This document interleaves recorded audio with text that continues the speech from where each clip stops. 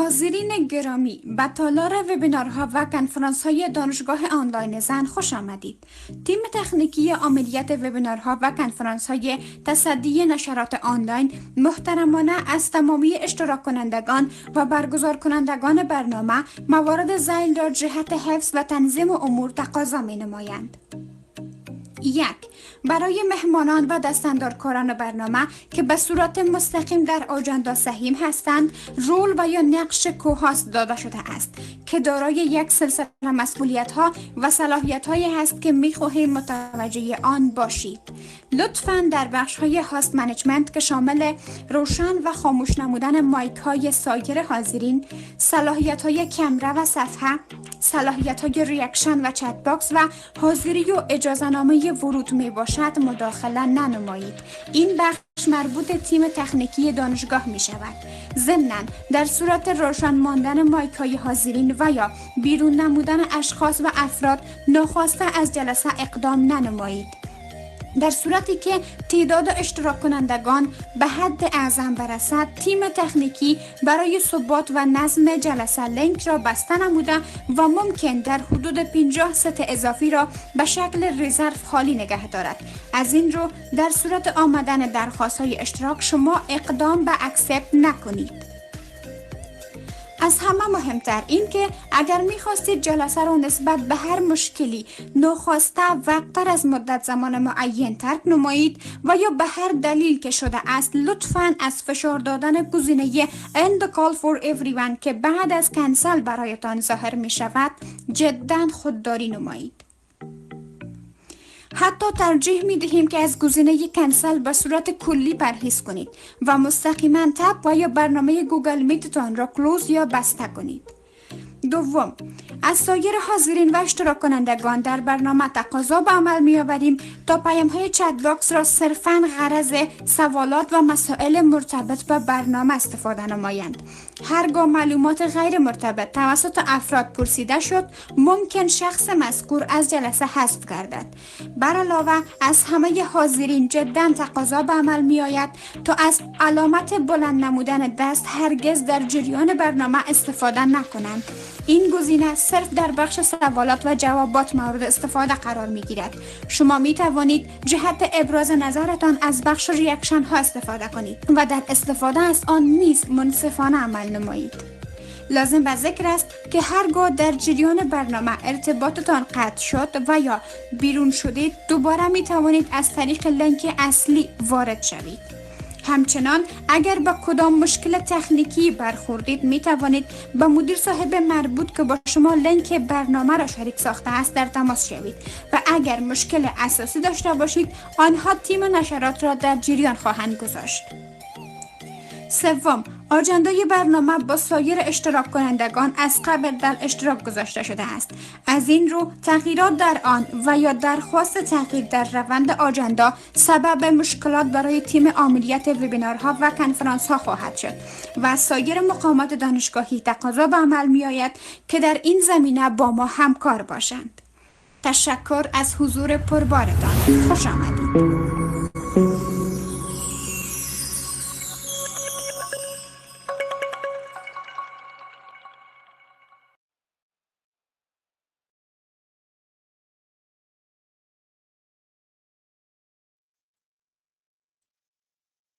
به نام آن که بندگان را به خطاب کرامت با هزاران لطافت می نوازد و به سوی خود می نماید و می خواند. و سپاس و ثنای بی‌حد بر آستان صفات و همتای اهدیت که در کمال رفعت و در نهایت عطوفت رخصت سخن گفتن بر بندگان خود عطا فرموده است. سلام و عرض شاد باش محضر محترم پوهنیار استاد عبدالفرید سالنگی، رئیس و مؤسس دانشگاه آنلاین زن، معاون صاحب علمی محترم پوهنمل دکتر سهیلا عرفانی، معاون صاحب امور محصلان محترم استاد عادل زمانی، اعضای هیئت رهبری محترم دکتر محمد ظریف علم استانکزی، محترم دکتر زمیر زمرای، محترم پوهندوی سید احمد ابراهیمی، محترم دکتر نصرت الله فقیری، محترم استاد فایزه زیرک، محترم پوهنمل دکتر امین‌الدین مظفری، رئیس دانشکده شرایط، ارائه دهنده وبینار محترم استاد غلام صادق حمید، رؤسای محترم دانشکده ها، آمر صاحبان معزز، مدیر صاحبان عزیز، اساتید گران ارج، محصلان پرتلاش و مهمانان عالی قدر، سلام و عرض شادباش داریم. خدمت شما عزیزان که با دستان مهربانتان مأمنی می سازید. سرشار از اخلاص. شما برگزیدگانی که در کلاس ایثار درس سخاوت می دهید. شما نازنینانی که سعادتمندان دنیا و آخرتید. شما خوبانی که انسانیت را تفسیر می کنید و در صحیفه های دلهایتان وفاداری و از خودگذشتگی را رقم زده اید. درود بر شما. دستان گرمتان را می فشاریم و حضور و ارزشمندتان را گرامی می داریم. اهدافتان پایدار و گامهایتان استوار باد. حضور شما عزیزان را به یکی از وبینارهای علمی تحت عنوان معیارهای شرعی در انتخاب همسر با میزبانی دانشکده شریعت، من زهره میرزاد با اتفاق همکار خوبم بانو مینا کاکا خیر مقدم میگویم. با تو گر خواهی سخن گوید خدا قرآن بخوان، تا شبت روح تو با حق آشنا قرآن بخوان. رتل القرآن ترتیلا ندای رحمت است، می دهد قرآن به جان و دل صفا قرآن بخوان. چه زیباست که آغاز برنامه را با تلاوت چند از آیات کلام الله مجید با صدای ملکوتی محترم قاری صاحب فاطمه سعادت داشته باشیم. قاری صاحب محترم، مایک در خدمت شماست. أعوذ بالله من الشيطان الرجيم. بسم الله الرحمن الرحيم. والتين والزيتون والطور سينين وهذا البلد الأمين. لقد خلقنا الإنسان في أحسن تقويم ثم رددناه أسفل سافلين إلا الذين آمنوا وعملوا الصالحات فلهم أجر غير ممنون. فما يكذبك بعد بالدين. أليس الله بأحكم الحاكمين. صدق الله العظيم.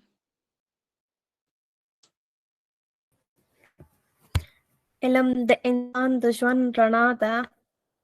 علم د انسان د ژوند رڼا ده.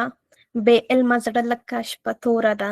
چې قلم پورته کړې د رڼا د پاره، چې قلم پورته کړې د رڼا د پاره، دا عمل تر تورې هم غوره دی.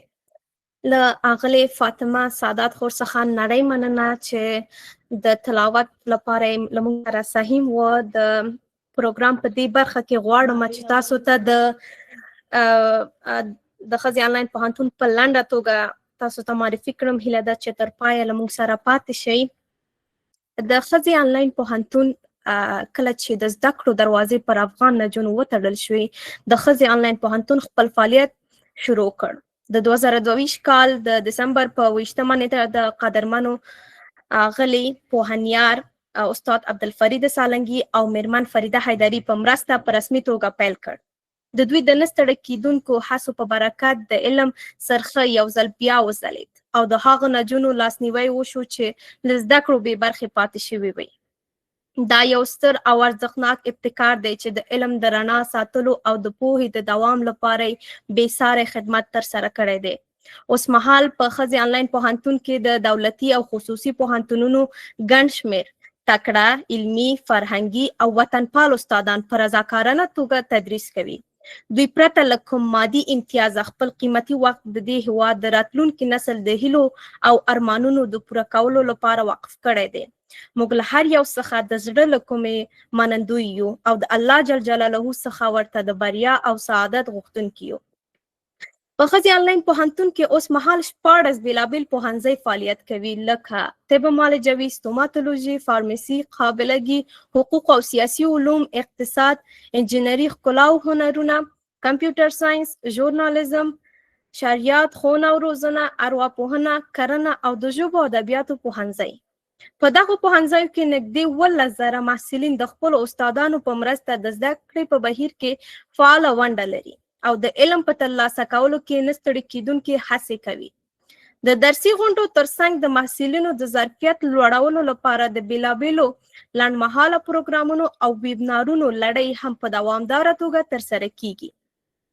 نن ورځ د پوهنتون مؤسس پوهنیار استاد عبدالفرید سالنګي، میرمن فریده حیدري، محترمې مرستیالانې هر یو، پوهنمل سهیلا عرفاني او استاد عادله زماني، د 14 پوهنځیو درانه رئیسان، محترم مدیر صاحبان او ټول اداري او تخنیکي او علمي ډله د نه ستړي کیدونکو هڅو او خدمتونو له امله د ستاینې او مننې وړ دي. دا د ښځې آنلاین پوهنتون یو لنډه پیژندګلوي. پروګرام په دې برخه کې غواړم چې د تخنیکي همکارانو څخه چې چمتو شوی ویډیو نشر کړي، تخنیکي همکارانو که چیرې ویډیو آماده ده نشر کړي.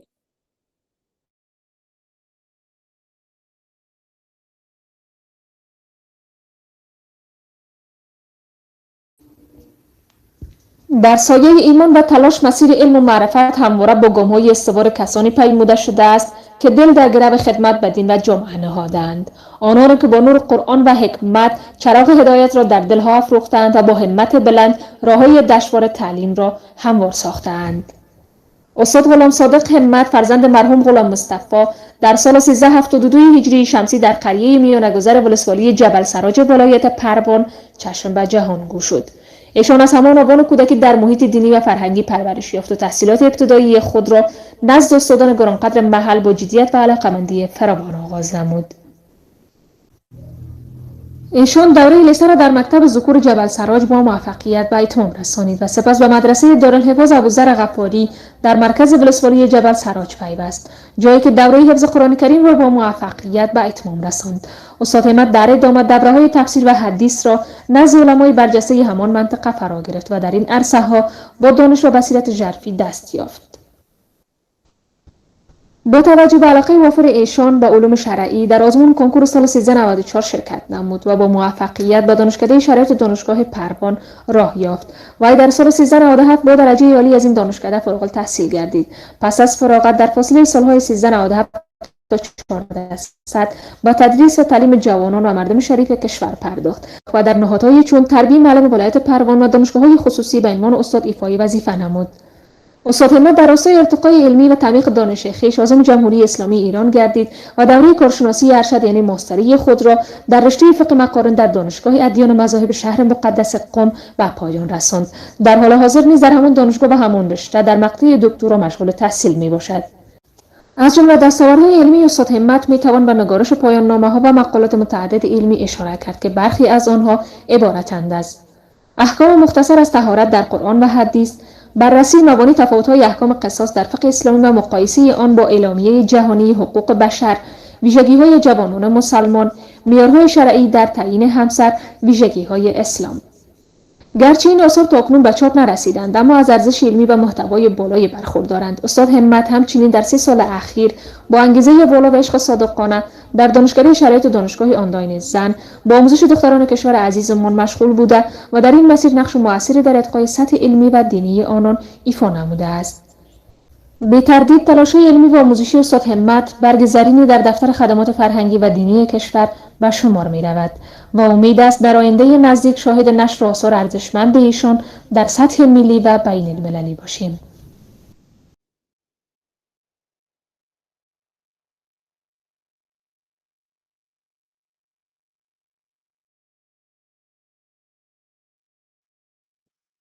همسر نیک نعمت الهی و مایه آرامش و تکامل انسان است. زن صالح با ایمان و اخلاق خود خانه را به مدرسه محبت و صبر تبدیل می سازد. چنان که پیامبر اکرم صلی الله علیه و سلم فرمودند: خیر متاع دنیا المرأة الصالحه. بهترین بهره دنیا زن صالح است. همسر نیک زینت زندگی و همراه راه ایمان است. جهان سپاس از بخش تکنیک دانشگاه آنلاین زن بابت نشر ویدیو. در این قسمت برنامه با کمال احترام و افتخار از محترم استاد عادله زمانی، معاون امور محصلان دانشگاه آنلاین زن، دعوت می‌نماییم تا با سخنان ارزشمند خویش محفل علمی امروزی ما را نورانی ساخته و دلهای حاضرین را با بینش و دانش خود روشن سازند. معاون صاحب محترم، مایک در خدمت شماست. تشکر از شما مدیر صاحب عزیز. به نام خداوند مهربان، عرض سلام و حرمت دارم به حضور ریاست محترم دانشگاه پنیار صاحب سالنگی، هیئت محترم رهبری دانشگاه، استاد گرانقدر استاد همت عزیز، هیئت محترم اداری و محصلین و مهمانان عزیزی که با ما هستم در وبینار امشب. بسیار خوشحال هستم که در یک در واقع غروب جمعه دیگر در کنار هم هستیم و فرصت پذیر داریم که با هم یکی دیگر از مسائل بسیار مهم علمی در فضای علمی ارزشمند خود که همون پانتون آنلاین زن هست دنبال بکنه و استفاده بکنیم از دانش اساتید عزیزم. امروز قرار هست که وبینار به میزبانی دانشکده شرعیات برگزار بشه و خوشحال هستم که تعداد کثیری از محصلین دانشکده شرعیات در جلسه میبینم، همچنین محصلین دیگر دانشکده ها و موضوع بسیار مهم و با اهمیتی هست. من پیش از محصلین عزیز خواهان این هستم که گوشی های تلفن همراه تا جایی که امکان برای وجود داره ببرم بین فامیل های محترم و خانواده هایی که هستم، ترجیحاً تنها در اتاق ننشینم. این موضوعی است که خیلی میتونه کمک کننده باشه در بسیاری از موارد. من فکر میکنم که پدران ما، مادران ما و همچنین خواهران و برادران باید بشنون. تمام مشکل اینترنت هست رئیس صاحب، اگر اجازه بدیم. الان مشکل حل شد؟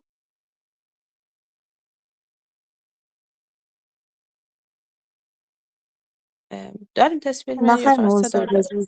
تصویر نداریم. تصویر شما رو نداریم معاون صاحب معزز. احتمالاً یک مقدار سرعت اینترنت پایین تر هست. میشه که البته فکر کنم باید صحبت خود به اتمام برسونم. خب من سعی میکنم که یکم موقعیت رو تغییر بدم، چون نمیشه موقعیت رو تغییر داد، ولی سعی میکنم که اگه بشه اینترنت قوی تر بشه تصویر هم داشته باشیم. اگر یک موقع نداشتیم باز خارج میشم از جلسه و دوباره جوین میشم. و صحبتون به کجا رسید؟ بله، من فکر میکنم نیاز هست که هم مادران، پدران و خواهران و برادران هم امشب صحبت هایی که قرار هست مطرح بشه بشنوم، چون موضوع بسیار حساس و مهمی هست. ما در افغانستان مشکلات زیادی در باب ازدواج داریم و ازدواج هایی که در افغانستان اتفاق میفته بسیاری از اونها از بیس روانی حداقل از نظر اجتماعی کارآمد نیست، ولی حداقل به عنوان جامعه‌ای که در قسمت‌های فرهنگی و اجتماعی خیلی مشکلات زیادی داریم، حداقل خب از نظر شرعی بتونیم بسیار از مشکلات رو حل بکنیم، میشه که کمک کننده باشه. من فکر می‌کنم هنوز تصویر من نداریم، درسته؟ بله جناب معاون درست. اجازه بده من یک چند دقیقه از شما فرصت میخوام خارج شم، دوباره برگردم. فکر کنم اینترنت و مشکل داره. من خارج میشم دوباره برمیگردم، صحبت ها خود ادامه میدم.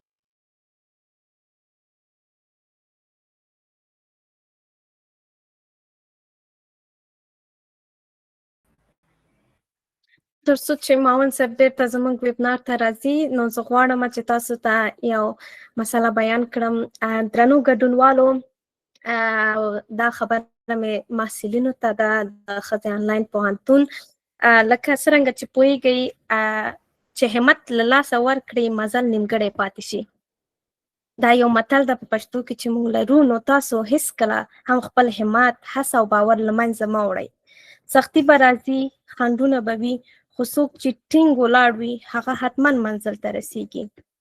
علم، زړورتیا او صبر د انسان د بریا درې ستنې دي چې تاسو باید ورسره پیژندګلوي ولرئ، او تاسو د خپل وطن، خپل ملت او د خپل راتلونکي هیلې یاست. نو تل هڅه وکړئ، زده کړه وکړئ او پر ځان باور ولرئ. تر څو چې معاون صاحب بیرته زموږ برنامې ته راځي، تاسو څخه ډېر هیله کوم چې یو څو موارد دي چې تاسو باید په ډېر دقت سره ورته متوجه اوسئ د ویبنار په جریان کې. مثلا کله چې خپل د میزبان زموږ برنامه کله چې شروع کوي نو تاسو کوشش وکړئ چې په ډیر دقت سره ورته متوجه اوسئ ځکه چې دغه ویبنار زموږ د نکاح یا ودونو لپاره شرعي معیارونه دي او دا هر یو یعنی نه یوازې اوناس طبقه بلکې ذکور طبقه ته هم ډیر مهم ده. نو تاسو کوشش وکړئ په ډیر دقت سره متوجه اوسئ او با ارزښته معلومات د استاد محترم څخه به موږ د ویبنار په جریان کې واورو. تشکر جناب موسیب. من هم با استفاده از فرصت فقط یک تشکری کوتاه میکنم از جناب استاد همت بزرگوار. قبل از او عرض سلام و حرمت خدمت همه بزرگوارانی که در جلسه امروز ما حضور دارند. تا دوباره موسیب میا خوب شد که برگشتن. استاد عزیز از جمله استادای خیلی نخبه و استادای خیلی زیاد رسیده ما در دانشکده شرعیات است که چندین سیمینار و گفتمانی است که در دانشگاه عین زن فرا انداختند و بدون شک مسئولیت ایمانی و وجدانی خودشان در قبال روشنگری و خصوصا رساندن ارزش‌های دینی و اسلامی به نیم پیکر جامعه افغانستان ادا کردند. من خیلی زیاد مشتاق صحبت‌های جناب استاد هستم و استاد از جمله استادای خیلی زیاد نخبه و ارزشمند ما است که در دانشگاه عین زن ایشان داره. خوشحال هستیم که یک بار دیگر حضورشان داریم. خداوند برشان اجر و پاداش بیشمار رسید کنه. از صحبتاشان ان شاء الله مستفید خواهیم شد. محسن من فقط خواستم که تا شما که بین کنم خلا ایجاد نشه یک تشکری از استاد کنم و بین خودم ندارم. تشکر. جان سپاس از شما رئیس گرانقدر. تصویر و صدای من داره فعلا؟ بله محسن معزز بفرمایید. تشکر از شما. خیلی عذرخواه هستم به خاطر همین مشکل اینترنت که پیش آمد. من متوجه نشده بودم که تصویر رفته و حالا خارج شدم دوباره برگشتم. خدا رو شکر حل شد. خب مجددا سلام عرض میکنم به حضور همه عزیزانی که در جلسه هستم. در ادامه صحبت که داشتم به این مسئله اشاره میکردم که لطفاً همه عزیزانی که در جلسه هستم خصوصاً محصلین عزیز ما اگر امکان بر وجود داره بعد از شروع صحبت‌های استاد گرانقدر استاد همت عزیز لطف بکنن گوشی‌های تلفن همراه ببرم در جایی که خانواده اونجا هستم، چون معمولاً خب خانواده در این ساعت شب دیگه در کنار هم هستم و دیگران هم اجازه بدم که این صحبت‌هایی که امروز استاد عزیز دارم و معیارهایی که قرار هست ارائه بدم و سوالاتی که پاسخ میدم و بشنوم. چون میگم جامعه ما جامعه هست که از نظر اجتماعی از نظر فرهنگی متاسفانه ازدواج دچار مشکلات بسیار زیادی هست. آداب و رسوم‌های اشتباهی داریم، خیلی توجه نمی‌کنیم به درخواست‌های مثلا دختران در بحث ازدواج، در حالی که شریعت این موارد رد می‌کنه. ازدواج به شکل یک معامله متاسفانه در بعضی از نقاط کشور ما به اون نگاه می‌کنم. و اینا همه چیزهایی است که حداقل در شریعت و در شرع اسلام رد شده هست. اتفاقا حالا من علم زیاده در امور دینی به اندازه استاد عزیز که حضور دارم استاد هستم ندارم، در حد دانسته به علم خودم میگم یکی از نشانه های افرادی که با ایمان هستم یا مؤمن هستم اصطلاحاً است که ازدواج یک امر آسانی بگیرم و در اون سختی ایجاد نکنم، مشکلاتی ایجاد نکنم و در کنار او ازدواج به شکل یک معامله به اون نگاه نکنم.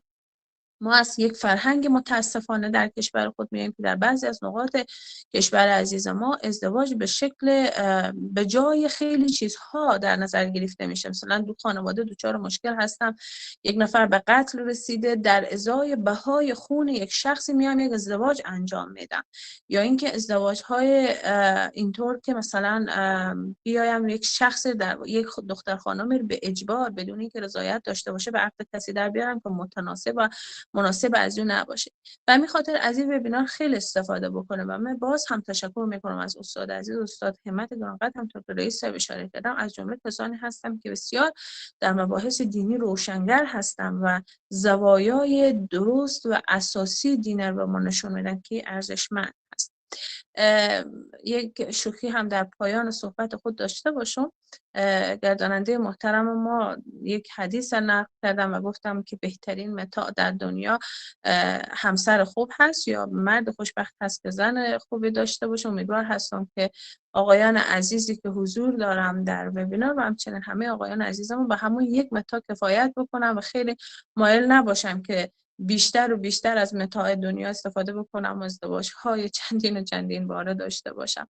یک ازدواج هم اگر صورت بگیره ولی با علم و آگاهی و درست انجام بشه به نظر من بسیار ارزشمند هست و میشه که فرزندان خوبی حاصل و ازدواج باشه که خدمتگزار به کشور و به مردم خود باشه. بسیار ممنون از شما. و صحبت‌ها رو کوتاه می‌کنم. بسیار مایل هستیم از استاد عزیز بشنویم. باز هم یک بار دیگر من هم خوش آمد میگم استاد همت گرانقدر و هم این که از اونها پیش تشکر میکنم و صحبت‌های اونها رو با گوش جان انشاءالله گوش میدیم و استفاده خواهیم کرد. ممنون از شما. ای خدایا زموږ زړونه په علم روښانه کړه. ای خدایا زموږ زړونه په علم روښانه کړه. په مخلصو نیتونو مو ژوندانه کړه. هر ګام مو د خیر په لور روان کړه. هر ګام مو د خیر په لور روان کړه. په صداقت مو دنیا ویرانه کړه. له اغلې معاونه صاحب عزیز معاونه صاحب څخه نړۍ مننه چې زموږ غونډې ته له خپلو ارزښتناکو خبرو سره رنګین کړل. اوس د غونډې ډېرې مهمې برخې ته رسېدلو یو. غواړم د محترم استاد غلام صادق همت ته بلنه ورکړم چې خپلې ارزښتناک معلومات زموږ سره شریک کړي. استاد محترم مایک ستاسو په اختیار کې دی، مهرباني وکړئ.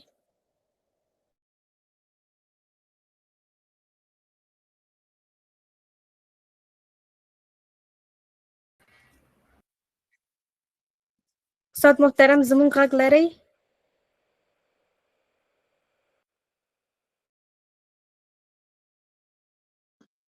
استاد محترم مایک شما خاموش است. مایکتان را روشن کنید و همچنان همکاران عزیز لطفاً در اسلاید شریک سازید.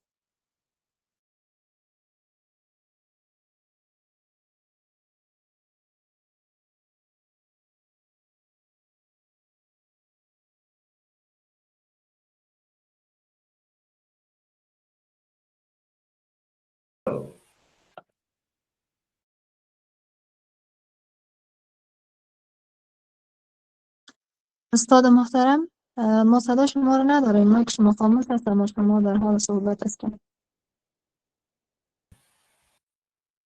همکارای تکنیکی یک بار ببینیم که مایک استاد مشکل نداره، باز است، استاد خاص شده چون مایکشان خاموش است.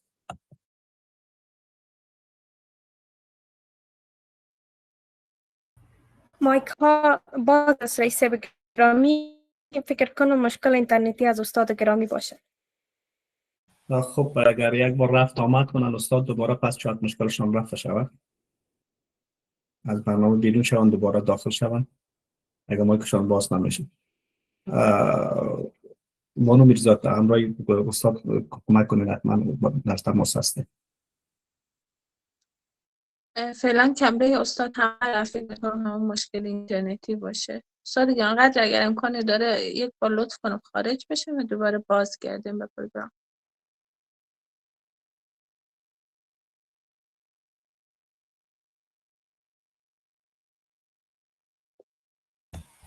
تا که استاد عزیز ما برمیگرده مایکشون درست میشه. هر وقت که آمدن مرا آگاه بسازیم که از صحبت‌های ارزشمندشان مستفید شیم. حتما مشکل دارم دیوایسشان چون کمرهشان هم سرشپنشان میداد. اگر کنم دیوایس دیگه باشه یا کنم تلفن دیگه که داخل شوند خیلی خوب میشه. میرزاد صاحب شما همکاری کنین که استاد تا مشکلشان رفع شود، باز ما را آگاه بسازیم که استاد منتظر نمانه. خب همگونی که معاون صاحب گفتن واقعا که ازدواج و انتخاب همسر یکی از مراحل بسیار زیاد تصمیم گیری در زندگی هر انسان است، چون در حقیقت شما نیم زندگیتان با کسی به اشتراک میگذارید. بنان باید بسیار زیاد محتاط بود که به خاطر از اینکه کسی را وارد زندگیتان میسازید و معیاراتی را که ما در نظر داشته باشیم کدام معیارات باید باشد. خب بعضی معیارات است که جهان شمول هستند، به هیچ فرهنگ وابسته نیست و به هیچ چیزی هم وابسته نیست. اما بعضی معیارها نظر به جغرافیا، نظر به فرهنگ، نظر به دیان و نظر به موارد دیگی که ارزش‌های دیگه که در یک جامعه نهفته است فرق میکنه. خوب است که این معیارها را با در تناسب با جامعه‌ای که زندگی میکنیم در جغرافیایی که هستیم انتخاب کنیم. چرا؟ به خاطر از اینکه اگر خلاف از این معیارات در یک جامعه که زندگی میکنیم ما ازدواج کنیم یا تن به ازدواج بتیم ما با مشکل مواجه میشیم. و کسی را انتخاب کنیم و کسی را باید وارد زندگیتان بسازیم که او با میارات شما ارزش قائل باشه و شما میارات از او را قبول داشته باشید. این بسیار مهم است. و دین مبین اسلام یکی از جمله ادیانی است که بسیار زیاد مسائل را به شکل عادلانه مد نظر داره و این ارزش‌ها را بسیار زیاد مشخص تعریف کرده. من فکر کنم حتی میارایی که بیرون از کسایی که بیرون از دایره اسلام هم هستند که وقتی ازدواج میکنن اکثریت میارایی را مد نظر دارن که در اسلام نهفته هستند. در اسلام چیزی که بسیار زیاد مهم است که حتما استاد بزرگوار میاد بر از او اشاره خواهد داشتن شخصیت و اصل و نسب است. و در جامعه امروزی و جامعه که ما زندگی میکنیم وقتی که ازدواج ها با بحران میره یا با مشکل مواجه میشه یا به این تراس میره، دلیل اساسی را که نهفته کردن بیشین از اینکه دلیل اقتصادی باشه و دلیل شخصیتی هست که متاسفانه با او مواجه شدن. شما جامعه اروپایی یا جامعه غرب ببینید امروز متاسفانه مسئله ازدواج، طلاق با یک بحران بسیار زیاد جدی مواجه شده است. که حتی دولت ها نمیتونن که این را بتونن که این مشکل حل بسازن، چرا با یک مشکل مواجه شده است که دیگه هیچ بحث جز بحث فرهنگی نمیتونه او حل کنه. چرا در جامعه غربی کسی مایل نیست بالای کسی اعتماد کنه، اعتمادها مکمل از هم پاشیده است و کوچکترین چیز سبب از این میشه که یک پیوند مقدسی را که شما دارین بر هم بزنین. از او خاطر اصلا کسی جرأت ازدواج در جامعه غربی نمیکنه و یا همونایی که جرأت میکنن یک چیز پیش پا افتاده براشون میمونه که با اندکترین چسب پس چی میشه فرو پاش از هم میپاشه و هیچ نوع پابندی وجود نداره. او در صورت از و یا در حال از هم میپاشه که نه تنها زندگی دو فرد را که استاد آمد من صحبت را می‌داشتم. جناب استاد بفرمایید.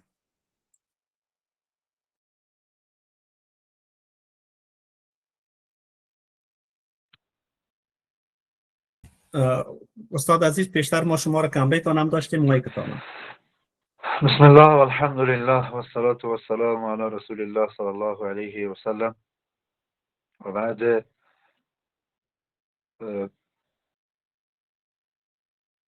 بله، حالا صدای من هست رئیس بزرگوار؟ بله جناب استاد صدایتان هم داریم، تصویرتان هم بفرمایید. بسم الله والحمد لله والصلاة والسلام على رسول الله صلی الله علیه و سلم. و بعد خدمت همه شما اساتید بزرگوار و گرامی و مثلا جناب رئیس بزرگوار و معاون صاحب گرامی و همه اساتید بزرگوار، السلام علیکم و رحمت الله و برکاته. که همه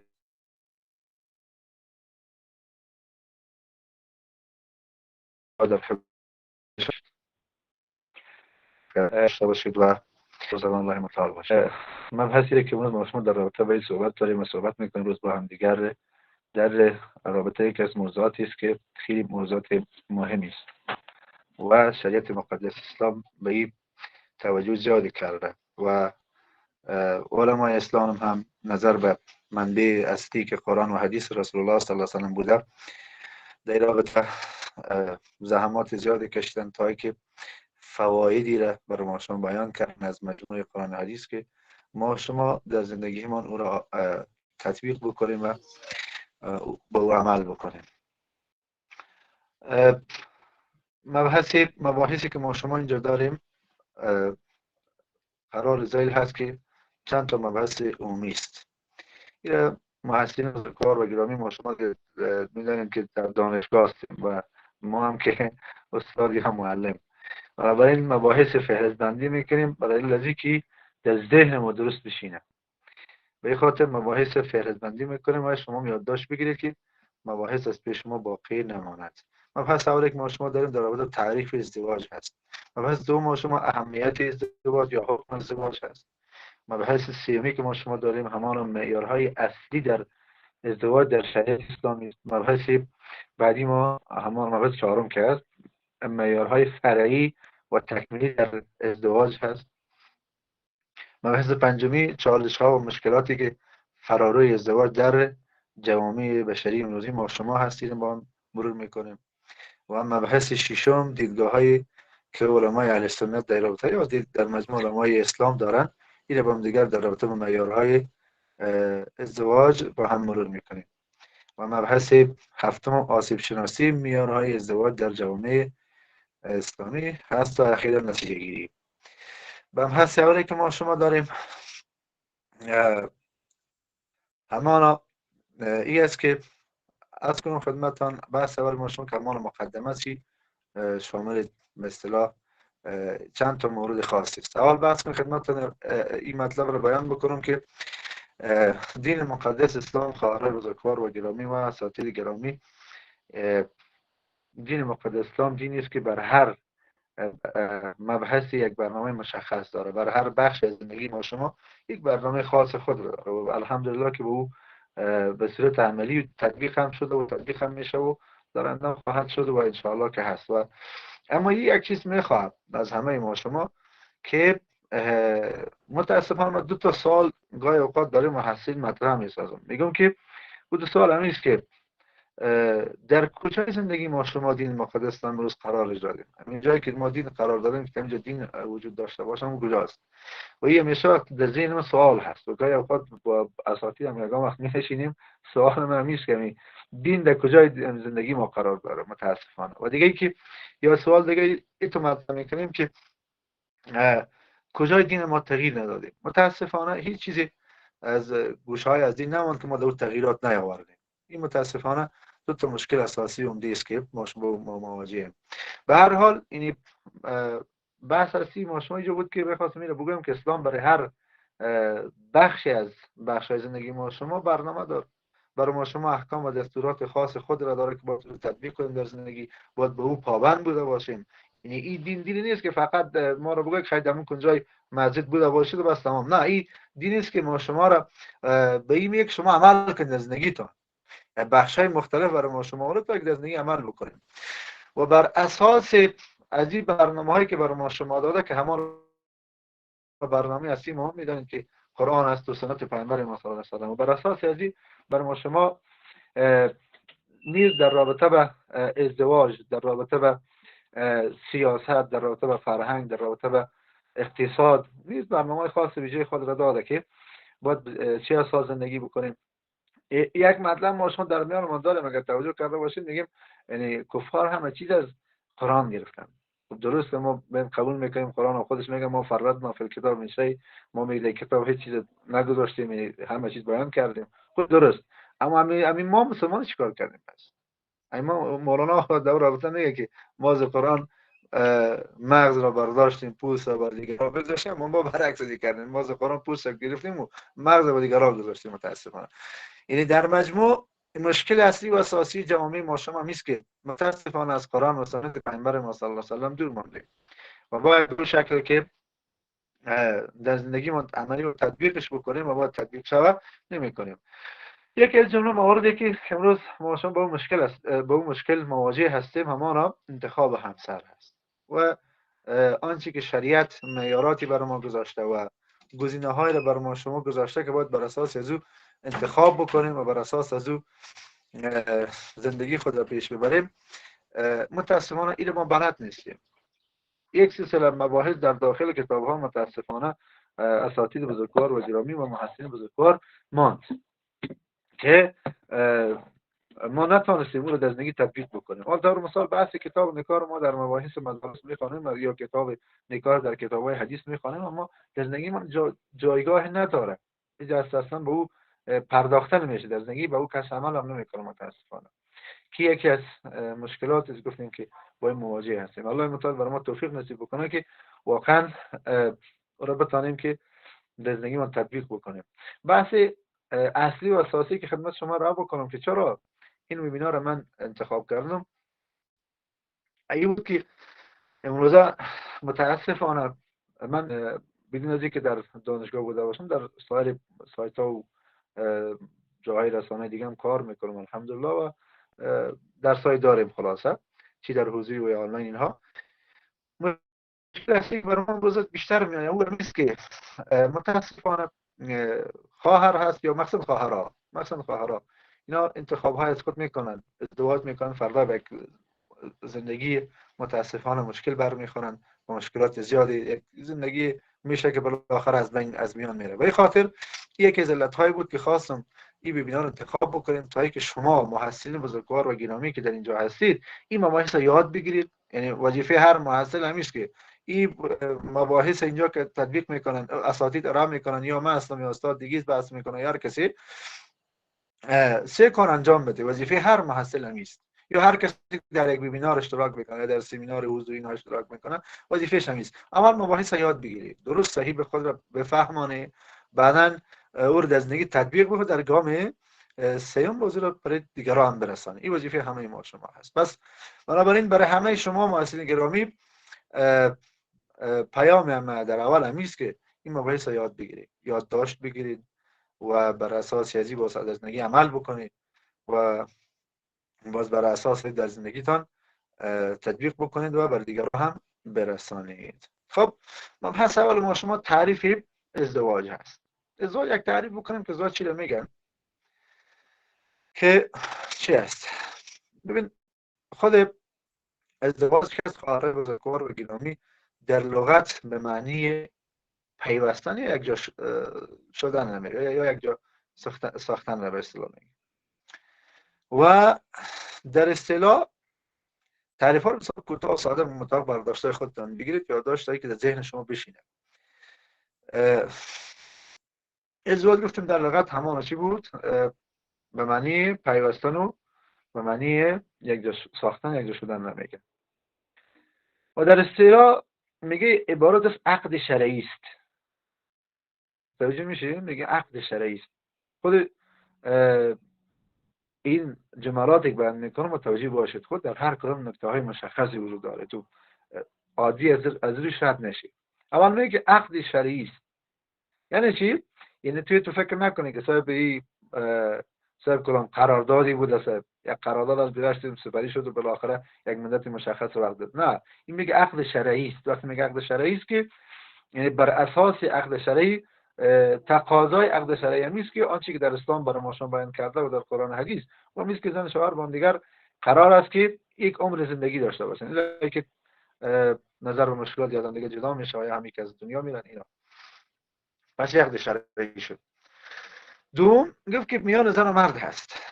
میگه عقد شرعی است میان زن و مرد. و این عقد شرعی یادتان باشه این وقتی میگه میان زن و مرد میخواد رد بر بالای اون اعتقادات باطله بکنه که عقد میان چی دارن؟ حیوان انسان. متاسفانه. و این شما میدونید که دین مقدسان گفتیم بر اساس از اون آغازینه که آغاز شده و از اون نخسته که آغاز شده تا امروزه به خاطر عمل کردن است. اگر ما شما گفتیم به این جامعه عمل کوشش دیگه همه مشکلات ما شما حل میشه در هر بخش بوده باشه. گفتیم عقد شرعی است میان زن و شوهر. برای چی؟ برای آغاز زندگی مشترک و تشکیل خانواده. برای آغاز زندگی مشترک و تشکیل خانواده. یعنی چی؟ یعنی وقتی که ما میگیم ازدواج یادتان بوده باشد خواهر بزرگوار و گرامی که ازدواج بر این است که ما زندگی بکنیم با یک نفر دیگه داریم زندگی میکنیم و دیگه ای که تشکیل خانواده میدهیم.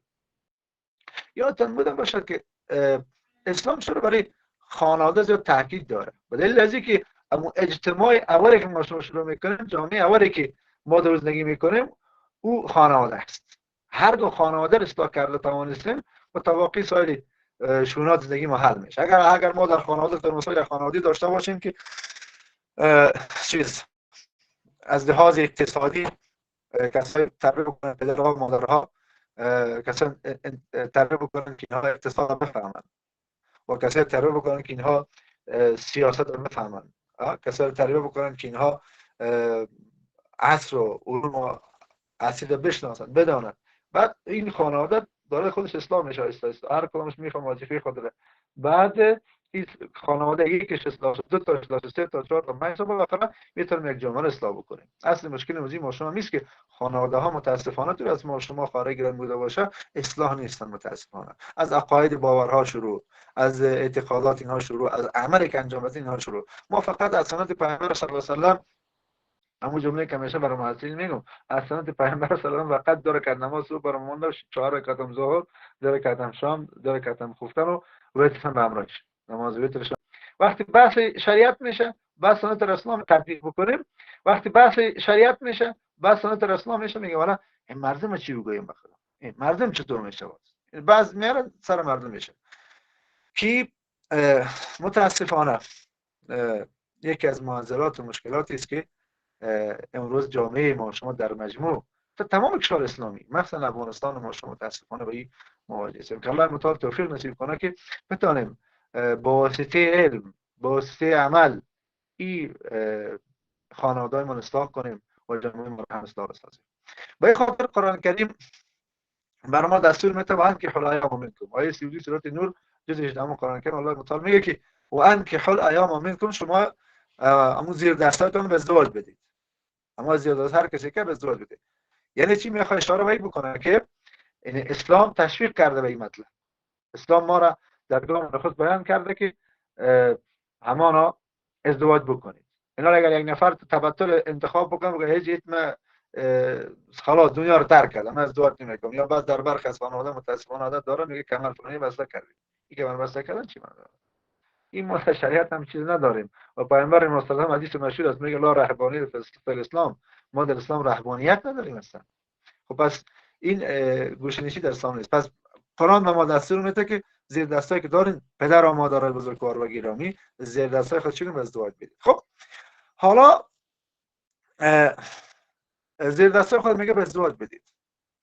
آیا این همون اهمیت که تعبیر کردیم اهمیتی جو بحث دومی ما شما که مرادش اصل من در چیز خود نوشتن این خطا شده یا باید در پارش اهمیت و حکم نوشته نیست که حکم نشده. به هر حال ببخشید از این بابت معذرت میخوام.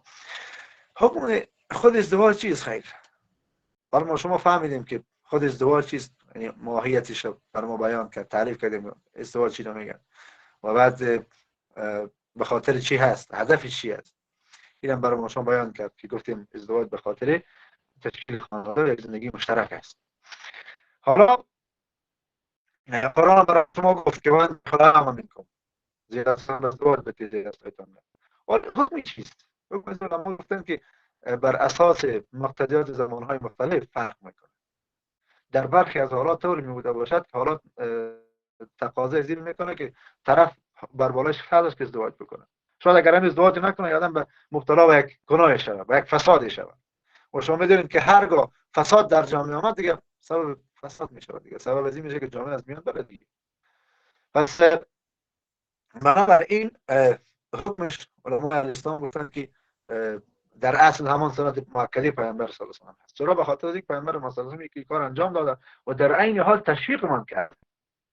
در عین حال تشویق کرد ما شما رو به اینکه ازدواج بکنید. چرا؟ قرآن چیز پیامبر ما صلی الله علیه و آله در موارد مختلف میگه که فنکحوا چیز النکاح من سنتی، میگه سنت از جمله سنت‌های من مثل که نماز میخوانی، مثل نماز سنت داری میخوانی، نماز سنت صبح و ظهر و عصر اینها چیز مغرب و عشاء، مثل میگه از جمله سنت‌های است. در حدیث میگه فمن رغب عن سنتی فلیس منی، هر کس از سنت‌های ما رو بگردانه این از جمله امت من نیست، میگه از جمله امت من نیست. پس برای ما شما معلوم شد که دو تا مطلب ثابت است. اولا که نکاح از جمله سنت پیامبر ما صلی الله علیه و آله هست. دو مطلب از اینجا برای ما شما مطلب ثابت شد که چیز روگرداندن از سنت پیامبر چی میشه؟ سبب از است که ما از امت رسول ما صلی الله علیه و آله نبوده باشیم. این یک نوع تهدید هست.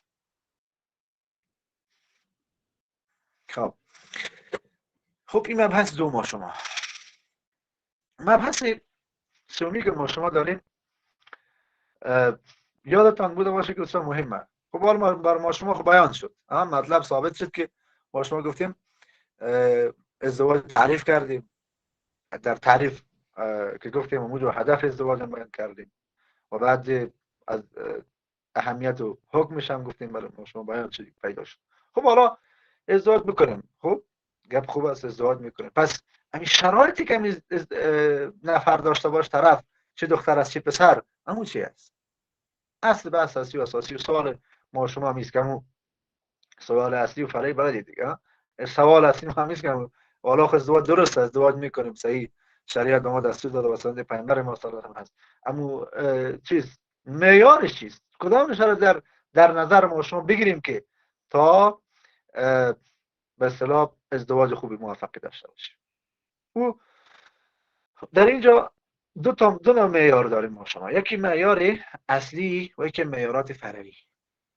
معیارات اصلی و اساسی است که بسیار مهم است، اما معیارات فرعی که ما شما میگیم برای تکمیل ازدواج ما، برای تکمیل بهبودی ازدواج هست. پس ضروری است که هر دید ما شما درست و دقیق یاد بگیرید. در این رابطه که معیارات انتخاب همسر چقدر هست، علما دیدگاه مختلف دارند. هر عالمه یک دیدگاه خاص خود را داره که به چه تعدادی ما میتونیم که بیان بکنیم که والا معیار انتخاب همسر این گونه است یا به اصطلاح چند تاست یا فلان بهمان. خب خلاص هر کتاب بر اساس همون دیدگاه خاص خودش. اما ما به دلیل از اینکه برای محسنین بزرگوار و گرامی ما ثقیل تمام نشه، من کوتاه مختصر بعضیش اشاره میکنم، ان شاء الله با هم دیگر میبینیم که کدام ها هست. پس دقت بکنید خواهرای بزرگوار و گرامی، چون من همیشه وقت برای خواهرات دائم میگم، برای محسنین میگم که تنها در شرایطی که ما شما زندگی میکنیم در افغانستان ما، تنها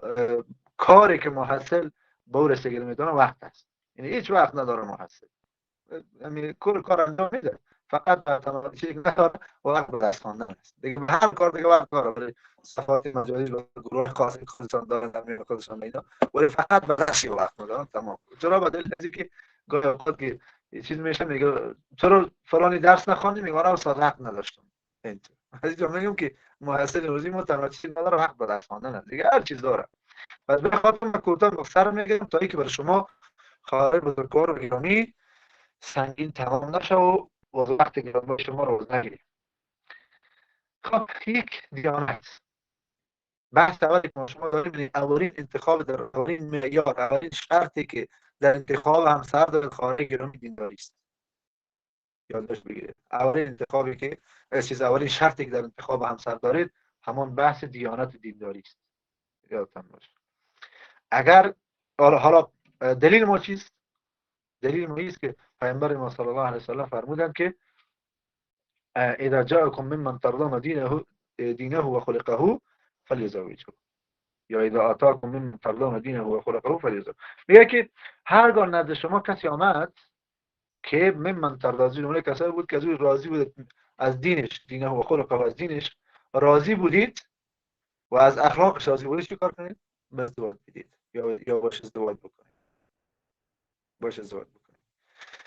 اگر دو تا مطلب در حدیث البته چیدم هست، گزینه بعدی ما شرط دوم رامی است که اخلاق باید داشته باشه، که با کسی ازدواج بکنید که اخلاق داشته باشه. یادتون باشه اینجا پیامبر میگه که پیامبر مثلا بعضی نکته حدیث آدم توجه میکنه، خیلی جالب است. بسیار شما این نکات مهم داره. ببینید خیلی قشنگ میگه که کسی اومد که از دین و اخلاقش راضی بوده. این حدیث نکته خیلی قشنگ میرسونه، دینداری بدون اخلاق باید بخور مانست دخترها. دینداری بدون اخلاق هیچ به درد ما شما نمیخوره، یا اخلاق بدون دینداری کارآمد نیست. چرا؟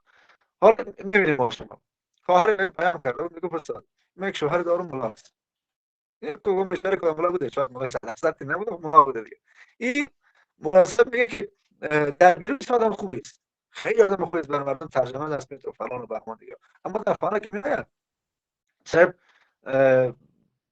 رویه چنان بوده، خواهر داشت قصه میکرد، بخدا آدم گاهی اوقات بیخی ایران میمونه چی بگوید. میگه که شب که وقتی با ما میبوده باشه، یعنی ترمسال در خانه با هم دیگر هستیم، یعنی رقم میگه زیرش رفتار میکنه، حتی در هنگام خواب میگه مرا آزار اذیت میکنه که تو چرا خوابی. این رقم میگه که برای ما نمیخوره. 5 جماعت هستیم، ترجمه مردم میخوانیم، ولی همین دینداری بدون اخلاق چی نیاز داریم؟ همین دیندار با اخلاق چی کنیم؟ یا مثل که در درس حاضر مشما عملا در زندگی میبینید فلان جا موقع بسیار بچه خوبی است یا فلان بسیار بختر خوبی است، اما اخلاق نداره، زندگی میکنه، زندگی دچار مشکل است، سر صدا دعوا کید و کو دعوا یک عالم جنجال رو ما پیش میشه. خارج از کار رو گرامی به خاطر امی که از این مشکلات سر صداها دعواهای بعدی در زندگیتان جلوگیری شود، این دو معیار بسیار مهم است براتون خارج گرامی. یک تا دینداری باید داشته باشه، دوم اخلاق. اگر اخلاق بدینم باشه باز کار نمیشه. چرا بعضا ببینید اخلاق دارن، خب آدمای خوب اخلاق هستن اما دین نداره. دین نداره یعنی چی؟ وقتی دین که نداشت تو در نماز خواندن تو به نماز خواندن نمیذاره، یا در هنگام روزه گرفتن نمیگذارد، یا در هنگام سایر کارهای شرایط چیز همون بحثای دینی مزاحمت در ایجاد میکنه. پس هر دوش کارمون نمیاد به تنهایی. باید آنچه که پیامبر صلی الله علیه و سلم برای ما دستور داده هر دوش کنار هم بوده باشه. دختر یادتون باشه که حالا بعضی اشات سوال بکنه قیامت یک آدم از کجا کنیم. گاهی اوقات بعضی خبرها رو میگم یا بعض برادرها رو میگم یک شرایط در ذهنتون باشه، میگم یک فراموش از کجا کنیم. پس پیدا میشه، خیلی زیاد پیدا میشه. خب تلاش کنیم از خودمون، آهسته آهسته از خود شروع بکنیم، در زندگی تطبیق بکنیم، عملی بکنیم تا اینکه این مشکلات ما شما حل بشه. این از این مشکل به اصطلاح ما شما نجات پیدا بکنیم. بعضی از چیز خواهرها متاسفانه هنگامی که ازدواج میکنن معیارشان چیست؟ پول داشتن. خواهر بزرگوار و گرامی، پول یا پدر و مادر بزرگوار و گرامی. این خواهر میگفت که من پیام داده بود، میگفت که البته از گفتیم ما در خارج از دانشگاه هم در جای دیگه هم که هستیم در کانال ها اینا دست میدیم، پیام اینا میاد. تقریبا میدونید برای من همین لحظه که با شما دارم صحبت میکنم، من فعلا در گوشی با شما دارم صحبت میکنم چون لپتاپ من نشم متصل شم، همین لحظه در حدود بالاتر از هزاران تا پیام در رابطه با این مشکلات میان زن شوهر داریم. میدونید شما تو فکر بکنید خیلی در یک جامعه این کمش که من پیشم یاد داشت هست در یک ماه اخیر، یعنی در یک ماه اخیر او که قبلی چقدر بوده، یعنی هر ماهی بر ما بالاتر از هزاران تا پیام مشکل زن شوهر میاد. مشکلات زن شوهر دارن متاسفانه میایم برای ما پیام ایجاد میاد، چون ما در اجتماع زندگی میکنیم دیگه، ما در میان مردم هستیم، با مردم صحبت میکنیم، در گفتگو هستیم. حالا که الحمدلله مباحث آنلاین همه جای هستی که در خانواده هر یک از شما هست. پیام میاد مشکلات سن اکثر نمیست که حالا میگه که با من با شوهر مشکل دارم، زن با شوهر، شوهر با زن مشکل داره. کی از اثر همیست. ما وقتی که باز تحقیق میکنم، باز صحبت میکنم، میبینم که یک از مشکلات اصلی زمانی که اینا ازدواج میکردن همین بوده که این دو تا معیار هیچ در نظر نگرفته. در پری سایر معیارهای دیگه، در پری سایر معیارهای دیگه که بوده، این دو تا رو اصلا در نظر نگرفتن که یکی دین بود، دیگه نشم اخلاق. یادتون باشه. خب پس دلیل به این دو تا برای شما حدیث خواندم، یادتون باشه، یادداشت بگیرید. سومین معیاری که در انتخاب همسر متوجه باشید خواهر گرامی. پیشتر مولانا صاحب بسیار قشنگی گفت، یادتون باشه این مباحث در کنار خانواده بشنوید. خب به تنهایی کارمون نه، گوشکی در گوش من بزنیم قرار از همون بستر خوابم خدا بیام لازم ما در چیز وبینار میبینم، وبینار گوش دارم. نه، با جمع اعضای فامیل بشنوم. بدلیل از چی؟ بدلیل از اینکه خانواده تو پدر مادر من تو یاد بگیره، باز فردا در زندگی تطبیقش بکنه. باز خدایا جان باز از خانواده هم دیگه هر قدر بهش بگویی میگه برو بابا در قرار دیگه مولا نبود اینا پکر شده. متاسفانه بعد اصطلاحات داریم دیگه، الله متعال رحم کنه به حال ما شما. خب بحث بعدی ما شما یا معیار سومی همکوفو بودن است. میدونید همکوفو بودن چی معنی؟ یعنی همتایی در دیانت، نسب و فرهنگ و مالی و چیز مالی، وضعیت مالی. چند تا گپ گفت در همکوف بودن؟ ببینید دیانت، نسب، فرهنگ و وضع سطح مالی. بسیار مهم است خواهر گرامی. در این چهار چیز شما تلاش بکنید با کسی که ازدواج میکنید هم سطح هم کوفه، یعنی مرادی که هم سطح باشید، یعنی که شما برابر باشید. چرا؟ اگر چی پسر است چی دختر، یادتون باشه چی پسر باشه چی دختر، او بحث تقوا بحث داگانه است. ما شما زود منکر نیستیم که الله متعال میگه ان اکرمکم عند الله اتقاکم.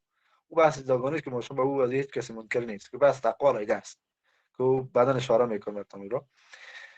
اما زمانی که میخواید با کسی ازدواج بکنید، خواهر بزرگوار و گرامی یا پدر بزرگوار یا مادر گرامی که میخواید دختر با کسی ازدواج بدی، این معیار در نظر بگیرید. بعد از دین و اخلاق. بعد از چی؟ بعد از دین و اخلاق. بعد از چی در نظر بگیرید که در دیانت هم سطح بوده باشید، هم سویه بوده باشید. یعنی چی؟ یعنی برخی از دور از خانواده ما شما، از همه شما برادرها و خواهرای گرامی باشه، اساتید بزرگوار. محسن گرامی تماشا درس میتونم برای اساتید نمیگم، چون کلشون اساتید کلشون یاد دارن الحمدلله، کل اینها استاد هستن دیگه. این درس ما برای اساتید نمیگیم، برای شماست. وبینار برای شماست که شما یاد بگیرید در زندگی عمل بکنید. مثلا شخصا خود بنده گفتیم اصل علت اساسی همین بود که شما آگاه بسازید. این ورنه اساتید که الحمدلله کل اینها کسایی هستند که اگر استاد شما همین لحظه هر کدامش ما روشن بکو از مکه بهتر و خوبتر با فصاحت تر هم صحبت میکنه. کلی گپا یاد دارین ها. اما بحث ما بر شما خارجی را یادتان باشه. خب اول چی انتخاب بکنیم؟ چیز هم در هم کوفیدن چیزی در نظر بگیریم؟ دیانت. اگر یک خانواده دیندار با یک خانواده‌ای که دین نداشته باشه ازدواج بکنه، دخترش به ازدواج بده، دچار مشکل میشه. مثلا خانواده دیندار میگه صاحب من مصارف کذاب نمیکنم.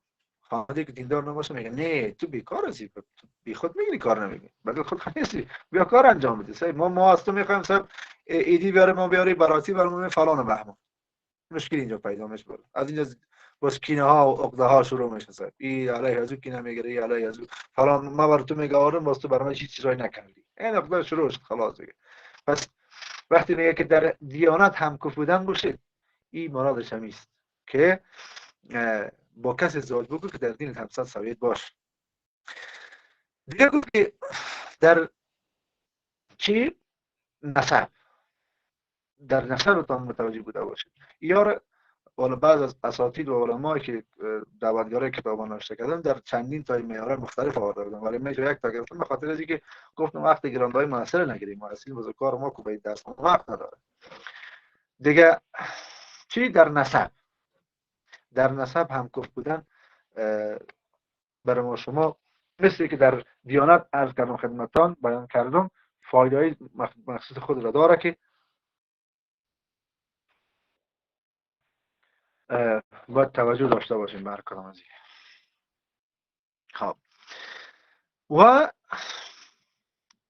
چیز همانا در قسمت سوم فرهنگ. بعض از مناطق است بعض فرهنگ خاص دارن. این فرهنگ خودشان است. میخواد پسندیده باشه نباشه ما کار نداریم دیگه. ما اینجا قرار نشه بریم به اصطلاح یک قوم و یک ملت و منطقه را توهین بکنیم، نعوذ بالله، قطعا استغفر الله العظیم. اما بعضی فرهنگ ها هست. طور مثال نام نمیگم، در برخی از مناطق است هنگامی که نامزاد شد با نامزاد کاملا رابطه چی است تا زمانی که ازدواج میکنه رابطهشون چیست کاملا آزاد هست. در برخی از مناطق اینگونه نیست که رابطه آزاد داشته باشه.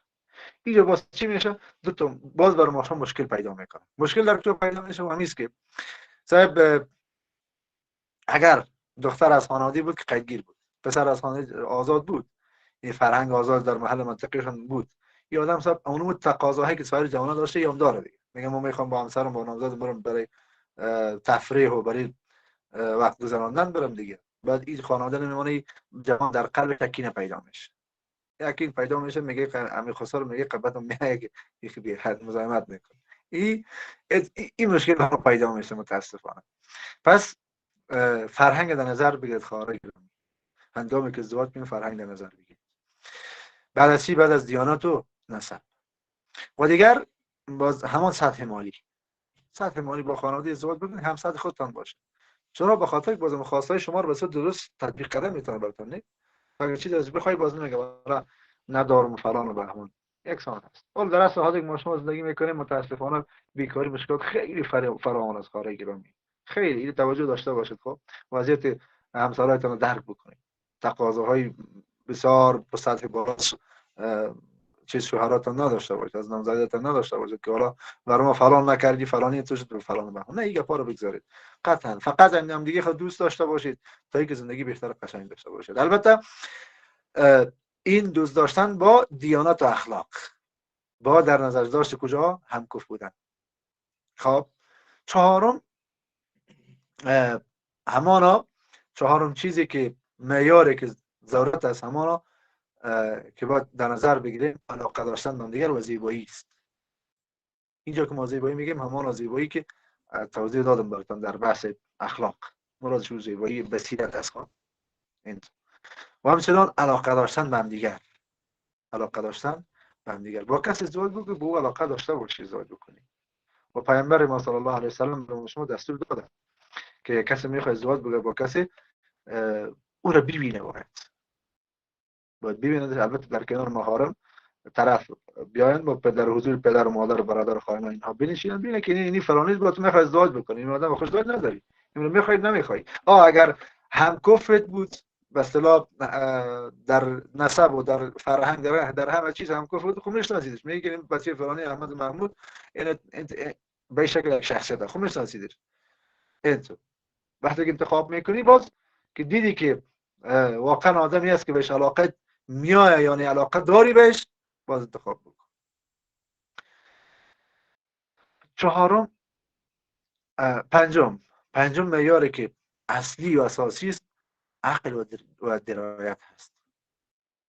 با کسی ازدواج بکنید، خواهرای بزرگوار و گران و برادرای از بزرگوارمون که باز بعدا اگه صدای ما رو بشنون، با کسی ازدواج بکنید که عقل داشته باشه و درایت. یکی خب بحث عقل، یکی بحث درایت.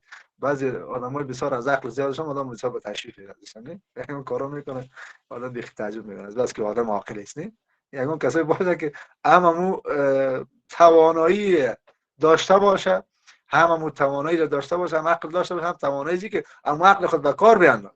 حالت یک عقلی که از عقل استفاده کنه، اون گونه عاقل چی کار کنیم؟ پس درد ما نمیخوره. هم کسی باشه که از عقل استفاده کرده بتونه.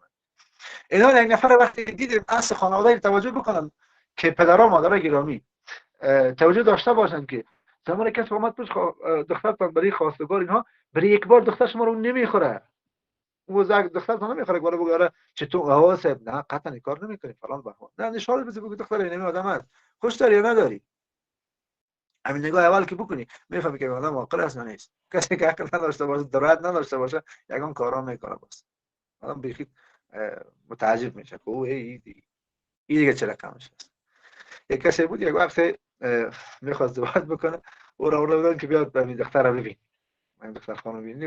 لحظه چی بود خیلی جالب داشت تعریف میکرد یکی از دوستا، میگه خیلی جالب وقتی که او را بودن که دختر رو ببینه، میگن جای غذا خوردن که سر سفره غذا که نشسته، میگه او چیز همون پسر چیز صدا کرد برای مادرش، گفت مادر میخواست بگه که دختر با ما در یک چی بشینه، غوری یا بشقاب. میگه مادر این فلانی با ما در بشقاب نمیشینه. حالا تو فکر بگو که دیگه عقل در کجا شد، درایت چرا کم است یادم. بس در این مسائل دقت بکنید خواهرای بزرگوار و گرامی که با مشکل با زراینده ها بر نخورید. اینا یک نفری که در مثال عقل نداشته باشه، بعضی به تکلیف هست، کارهای عجیب غریب میکنه که بیخی ده کار دست منازده و کار می‌دست، آخر نتیجه چی نداره. کار بار کرده رو صحیح نمیتواند، آخر نتیجه هیچ. یک کار شروع میکنه میبینید پایانش خود قرضدار که خلاص کار تمام کرده، باز کار دیگر رو شروع میکنه میبینید آخر از اون قرضدار زیر قرضگور میشه در بر خواهرگسار خدا میکنه و یک فامیل دیگر. این 5 تا تمام شد دخترها، این 5 تا معیاری که بود تمام شد. باز تکرار میکنم یادداشت بگیرید یا کسایی نامده باشه. اول آنچه که در ازدواج معیار است دیانت. چه بود؟ دیانت. دوم اخلاق. سوم همکفو بودن. و این همکفو بودن در چند چیز بود؟ در دیانت، در نسب، همچنان در فرهنگ و در همان چیز وضعیت سیاست مالی و اینها، اقتصادی و اینها. مبحث بعدی ما شما میریم. اینجا در این رابطه به عقل قول امام احمد رحمه الله اینجا اشاره کردم، قول بسیار زیبایی است. امام احمد بن حنبل رحمه الله میگه که همسر باید از عقل توصیه کرد، البته گفته همسر باید از عقل و تدبیر لازم برخوردار باشه. همسر هر طرف میخواد باشه، ما اینجا یادتون باشه فقط برای برادران نیست، خواهران هم به این ترتیب. برادری که میخواد خواهر انتخاب بکنه، یک خانم میخواد برای خود بگیره، یک خواهر مسلمانش را یاد باشه که دو جامعه میاد در نظر بگی، عقل در نظر بگی، نشه کدام آدم کم عقل و کم فکر دچار انسان شد. خب این خب مبحث چندم ما شد یادتون نرود، مبحث سوم شد. مبحث اول باز تکرار کنم دخترها، گفتیم ما شما دیگه بحث دانشگاهی است، ما هم میفهمیم ملاستیم دیگه، ما مباحث ما که درست تطبیق نشه عملی نکنیم، بحث‌های مدرسه‌ای رو آرام ما نمیگیره. اول بحث چی خواندیم؟ مو بحث چیز تعریف ازدواج. دوم بحث همان حکم یا اهمیتش. سوم بحث خود معیارهای اصلی در انتخاب همسر. چهارمین مبحثی که ما شما داریم انتخاب معیارهای فرعی و تکمیلی در ازدواج یا در انتخاب همسر. در انتخاب همسر کدام معیارها را اصل فهمیدیم که دینی معیارهای اصلی با توجه به اون معیارات انتخاب بکنیم. اما بعضی از انتخابات دیگه هم هست اینها اصل نیستن دخترها، اینا فرعن، اما برای تکمیل یا برای موفق بودن ازدواج برای ما شما کار میاد. برای از اینکه یک ازدواج و یک زندگی خوب و خوش داشته باشیم اینها رو هم که عملی بکنیم کار ما میاد و به درد ما میخوره. او کدام هست؟ اول یادش بگیرید، یک زیبایی ظاهری.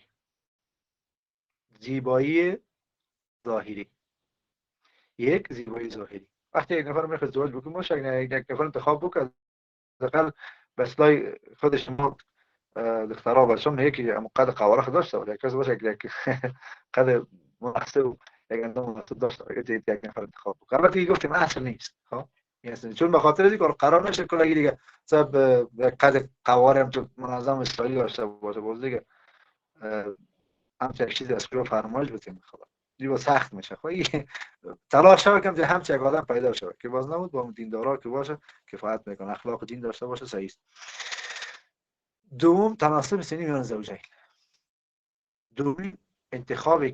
دومین شرطی که در انتخاب همسر مهم است خواهر گرامی همانا اوست که وقتی که ازدواج میکنیم با کسی ازدواج بکن که در سن سال با هم دیگر نزدیک باشه.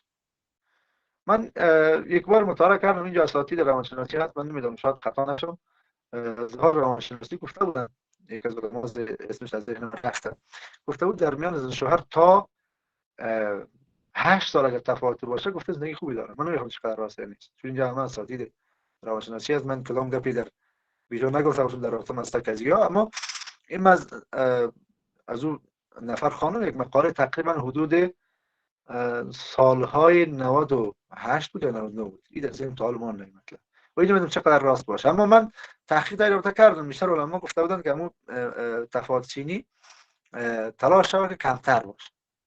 بیشتر علما گفتن 2 سال، 3 سال، 1 سال، 4 سال. در مثال اگر خواهر 20 است شوهرش 25 بود اشکال نداره، 26 بود اشکال نداره، 27 بود اشکال نداره، اینا مشکل نیست. بعد به این ترتیب در خود خانم و در شوهر در هر دو خلاصه تلاش ها که با کسی ازدواج بکنید یا دخترتان یا بچه‌تان با کسی به ازدواج بدید که تفاوت سنی زیاد نداشته باشند. هر دو طرف اگر از لحاظ سنی از هم دیگه بزرگتر بیش از حد باشند بسیار مشکل میشه. این خواهر پیام کرده بود تقریبا حدود 1 سال قبل، گفت من حالا خودم 37 ساله هستم، شوهرم 80 ساله. گفت اصلا خوش ندارم بیخی فکرم میاد.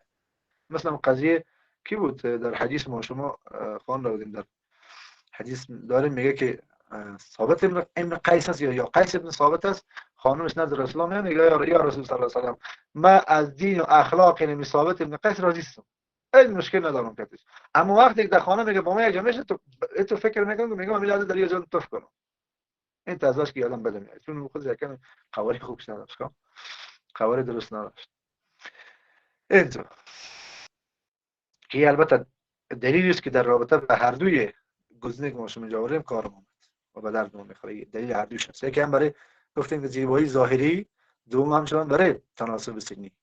تناسب سنی برای کسی انتخاب شود که باز متاسفانه بعضی ها عادتشان بگونه است که هر قدر سن یا بزرگتر شه به من اندازه باز تقاضای بیشتری از این دارن، میگن ما با کسی ازدواج بکنیم که سن خودتر داشته باشه. من میل در هر دو طرف دیدم، خب هم در خواهرها هم در برادرها، دور از شما خواهر بزرگوار و این باشه دیگه. پس در هر دو قشر دیدیم. اما از دو طرف اگر خواهر سنش بزرگتر است تقاضایش همیشه میگه ما با یک جوان که از خود جوانتر باشه ازدواج بکنیم. از این طرف همچنان آقایان همچنان. و این باز بعدا مشکل برمیخوریم. یادتون باشه او خواهر گفت من در سن 15 سالگی باشه ازدواج کرده بودم. بود 15 سالگی میفهمم که ازدواج کرده باشه غالبا 40 میلیون یا 50 قامیه. حالا گفت شوهرم 85 ساله است، من 37 سال. کی چقدر واقعا تفاوت دارن، خیلی زندگی متاسفانه ما شما رو دچار مشکل میکنه، گپ ساده نیست. خب سوم توانایی مالی است. با کسی ازدواج بکنید توانایی مالی داشته باشه. حداقل امروز رو در نظر بگیرید دخترها، پدر و مادر بزرگوار، هر کسی که هستی میخوای ازدواج بکنی، دختر یا پسر با کسی بتیک ازدواج بتیک توانایی مالی اینو داشته باشه. حداقل همون اندازه یعنی مخارج این دختر رو داشته باشه که همون آرزوهایش یا حداقل همون یک 10% رو بتونه تطبیق بکنه در زندگیش. یک 10% آرزوهای رو برآورده بسازه. یا کسی باشه که حداقل برای کسی که بند نباشه، نه دستش برای برادرش و برای فلان و بهمان دراز نباشه که فلانی بهم بده کمک به اصطلاح به من یک پول بده پدر که من خانم به ساختر میره، خانم به فلان جا میره، این چیز نباشه. حداقل اون کسی باشه که بتونه مخارج خود تأمین بکنه و بتونه که از عهده مصارف خانمشان در بیاره. و در این بحث مالی یادتان باشه خواهرای بزرگوار و گرامی و پدرها و مادرای بزرگوار در خانواده هستید صدای ما رو میشنوید، اینجا یادتان باشه که در عصر حاضر که ما شما زندگی میکنیم این معضله و مشکل خیلی متاسفانه دامنگیر ما شماست، خیلی زیاد. هر کس میبینیم متاسفانه مشکلات اقتصادی داره، سطح بلند اقتصادی نداریم هیچ کدام از ما شما. پس در این رابطه اما خواسته ها و آرزوهای بیجایی که دارید رو نکنید. بس ببین یک کار بکنیم، بعد از شروع میکنیم همه ما شما زندگی تطبیق کنیم همین گپ دین ما شما رو. ببین همین کل ما شما از این تصمیم میگیریم. خب بینا برای چیز؟ به خاطر چی در بینا میگه؟ به خاطر اینکه یاد بگیرید در زندگی عمل بکنید. اولا براتون اینو مشخص ساختم دیگه. از این شروع میکنید. همین خواسته های بیجا بمون از وسط برمیداریم. همین هر قدر خواسته بیجایی که داریم برمیداریمش، تمام. دیگه میگیم برو از ایدیام بگذاریم، از براتیش هم، از زمستانیش هم، از تابستانیش هم، از میوهش هم، از کلش. خلاص تمام. یک مختصر نامزدی، یک مختصر ازدواجی. اینطور یادتان باشه او کسی که مجبورش میکنیم که صاحب برای ما شما این مسائل تطبیق کنه بیاره آرزوهای ما مالا اول سرمان دارم. یک مشکلی هست که خانواده دخترش برای کسی ازدواج میته با میکل اول سرمان در دخترش میپیش میشه. میکل باقی بچه‌ش باز میته صبح چی میگه؟ او میگه خانواده می بچه‌م خسته بچه‌م آدم خوبی نیست. خود تو که دیروز دختر ازدواج دادی تو چی کار کردی دیگه؟ من نگفتیم ما سرمان دارم. خب دکتر که اول سرمان داریم ما اول سرمان داریم دیگه. پس همین اول سرمان هایی که بیجا بیمورد است ببین دیگه همین اوسار رو نکنیم. بخاطر اینکه همین اصل که ما شما زندگی میکنیم همین تقاضا از ما شما میکنه که این اوسار از این بریم. همین آرمان بیجا، همین آرزوهای بیجا چیکار کنیم؟ ببین یک مختصر نامزدی، تو نامزدی امروز برای 5 سال 10 سال معطل میشه. بخاطر چی؟ بخاطر اینکه بازم تاسف میکنم آقای عباس، یک برادر به پیام کرده و به گریه داشت که استاد میگفت برای خدا به داد ما مردم برسید. خب تقریبا یک پیام 10 دقیقه گذاشت، کلا گریه داشت. میگم حدود 9 سال از نامزدم، در 9 سال ما ایران آمدیم اینجا، در این مدت 9 سال ما نتونستم که چی میگن برش تو میگن قریب میگن چی میگن پیشکش میگن در جای مختلف نام مختلف داره دیگه. میگه از کارو پوره بکن. ببین میگه من این مردم بوی کردی میگه دست داره. بخاطر بیچاره گیره داشت. 10 دقیقه پیام گذاشته بود. میفهمید؟ کی درد است یعنی میکنه درد است. کل ما شما اینی درد داره. اگه پسرت است، اگه دخترت است، اگه ما هستم تو برادر، هر کسی که هست. همین درد داره. متاسفانه دیگه کامل از زندگیمون برداریم دیگه. شروع کنیم از این لحظه تطبیقش بکنیم. دیگه نگو که باز مردم چی بگویم. ای مردم چی بگویم پس کنیم. یکی بگه دیگه نمیگه. مثلا اون که بعضی از یگان وقتگان گپارش چی میگن؟ میگه صفحات مجازی میگذارن و همگی باز چی میکنه؟ برگرام میفرسته چی هشتگ میگن چی میگن؟ حتی یک چیز بگذاریم همین از زندگی معلومات عملی در فضای مجازی کار نداره. عملی دیگه همین واسای بجا نمیگیم خلاص. چهارم سطح تحصیلات و آگاهی از دخترها. یکی از معیارهایی که در ازدواج فرع است که باید در نظر بگیریم. همانا معیارهای فرعی که ما شما داریم همانا گفتیم چی است؟ چهارمیش سطح تحصیلات و آگاهی است. اولش چی بود؟ اول باز از پیش دنیاتون نره دیگه که باز مباحث از پیش ما خلق میشه دیگه کلش. زیبایی بود نه؟ زیبایی ظاهری. دومش همانا تناسب سنی. سوم وضعیت مالی، یعنی کسی که مالی حداقل گفتیم داشته باشه دیگه. چهارمش سطح تحصیلات آگاهی نفر توجه بکنید. چقدر که یک نفر آدم آگاه و آدم تحصیل یافته و دانایی بوده باشه، به من اندازه انسان خوبی میتونه شود برای ما شما کنه، میتونه همسر خوبی برای ما شما شود. وقتی که همسر گفتم باید ما هم برای برادر هم برای خواهرها، با تنها یک گوشه رو ما مطرح بحث ما نیست دیگه. یه قشر خاصی نیست که خواهرها بگونه برادرها. پس کسی انتخاب بکنن که تحصیلات خوب داشته باشه و آگاهی درست داشته باشه. از یکی بحث تحصیلات از دخترها، خب تحصیل میکنه این نفر لیسانس هست اما به اصطلاح ما شما جو دو تا حیوان تقسیم کردن نمیتونه، یعنی ولی قبل از تحصیلات چیکار کنیم؟ یک کسی باشه آگاه باشه در رشته که خوانده، بفهمه مطلب رو بتونه بیان بکنه، درست توضیح داده بتونه، حداقل در زندگی عملی و شخصی خودش خانمش درک کرده بتونه یا شوهرش درک کرده بتونه. یعنی پس چهارمین معیاری که در انتخاب همسر برای ما شما لازم ضروری است برای بزرگوار و گرامی و همانها ایست که شوهر یا خانم در مجموع همسر تحصیلات خوب و آگاهی خوبی داشته باشه. پنجم رضایت خانواده ها است. پنجم رضایت او بحثی که البته اینجا خانواده ها من گرفتم، اما در مجموع هم برای زن شوهر هم هست، هم البته طرف هم برای خانواده هم هست. هیچ چیز کسی حق نداره که پسرش را یا دخترش را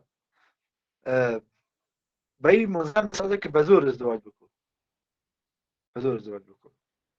درست شد؟ هیچ گاهی اینجا ما شما بحث سر انتخاب همسر در خود شرایط نکاح بحث نداریم که بازو بگویم که رضایت طرفین یا جانبین شرط است و با روی بحث کنیم که آیا نکاح بدون شرط قبول است یا نیست. اینا روش بحث نداریم چون اون یک بحث اصولی است و یک مبحث جداگانه میخواد. اما هیچ کسی حق نداره که طرف به زور مجبور بسازه، بگی فلانی بگی این بچه خوب است برای خانواده خوب داره فلان بهمان 100% دیگه من بگید دیگه امکان نداره. اگه نگیری با چی میگه پدر؟ اگه نگیری دیگه بچه‌م نمیخوام، اگه نگیری دیگه دختر من نیست. چه دیگه میگه برای خدا به حق بودی برای دیگه نه؟ مگه اونها انسان نیستن؟ مگه ما انسان نیستیم کسی دیگه برای ما تصمیم گیری بکنه؟ پس این که رضایت دو طرف باشه و در پهلو رضایت خانواده ها، اول رضایت خود شخص، دو تا شخصین که از دو جانبین، و دوم رضایت دو طرف، رضایت خانواده ها. ببخشید رضایت خانواده در نظر بگیر. البته گفتیم این شرط اصلی اساسی نیست که در انتخاب همسر شرط اصلی نمی باشه که اگر خانواده ها راضی نبود دیگه فلان بهمان. نه، تلاش شود که خانواده ها از دو طرف قناعت داده شود، خانواده ها برشان قناعت داده شود که این آدم خوبی است، تحصیل خوب داره، آدم وضعیت مالی خوبی داره، آدم دیندار است، اخلاق داره، همسر همکف ما شما هست. دیگه مشکل در کجاست که واسه دختر بهش ندی. مبحث پنجم، مشکلاتی که فرای ازدواج در جوامع امروزی ما شماست. مشکلاتی که در جوامع امروزی ما شما داریم، فرای ما شما در ازدواج هاست، هم مشکلات چیه و راهکارش هم براتون میگم چطور حلش کنیم. یک، مشکلات اقتصادی است. مشکلات اقتصادی متاسفانه در زندگی های امروزی ما شما متاسفانه اثر بسیار بدی گذاشته. خواهرها برادرای گرامی، کمی قبلا هم عرض کردم خدمتتون نه در معیارهای فرعی گفتیم وضعیت مالی خوب داشته باشه. اونجا عرض کردم که ما شما هم دیگه خود درک بکنیم، شوهر، خانم، پدر، مادر، برادر و خواهرها، اینها همگی وضعیت ها رو درک بکنیم. شرایطی که ما شما زندگی میکنیم اما بعضی از خواسته های بیجابی ما شما رو نداره گنجایش. همین شرایطی که ما شما زندگی میکنیم که از هر طرف ما شما مهاجریم، هر یکی مهاجر از بیشتر در هر گوشه و کناری، هر کسی مصرف یک کاربار است، بسیار با سختی مشکل پول در به دست میاره. بعد او رو ما شما یک کسی بود خیلی من تأسف کردم در همین تاریخ 10 سال بسیار ازدواج کرده بود، از خارج آمده بود، از اروپا. این آدم میفهمید فقط تنها پول هتلش 10,000 یورو شده بود. میفهمید یک دلار لباسی که برای خانم گرفته بود برای یک شب کراس $1,000 قیمت از بود. شما اینال تو فکر بکنید کی دیگه بس برای خدایی بیخی دربدری میشه. پس این یکی از مشکلاتی است که متاسفانه امروز ما با اون مواجه هستیم که شوهرها مشکلات اقتصادی دارن. پس برای هر چیز قناعت یک شما دارم با کاری که داریم قناعت داشته باشیم. اما محبت یاد نه. خب محبت چیز دیگه است. بحث اقتصاد و مشکلات جنجال اینها چیز دیگه. زن به طرف با شوهرش قار به خاطر از اینکه به اصطلاح کار خوبی نداره. چرا؟ ولی کار نمیکنه فلان و بهمان. خواهی که کار باشه خب میکنه بیشتر خب نه حتما نبوده نیافته. پس این باز شده نمیدانه که باز تو سر این بهانه بگیری برای بدرفتاری و برای رویه بد. دوم اختلاف فرهنگی و اجتماعی. مشکلات اختلافات فرهنگی و اجتماعی که ما شما امروز یکی از چالش‌های عمده و اساسی که ما شما بهش مواجه هستیم است که این باب میگره به اینکه باز معیارهای اصلی که در نظر میگیره با این مشکل حل میشه. امروز یکی از خواهرها به من پیام داده بود که شوهرش از یک محل منطقه دیگه است، بیخی از یک سمت دیگه افغانستان است، از یک سمت دیگه.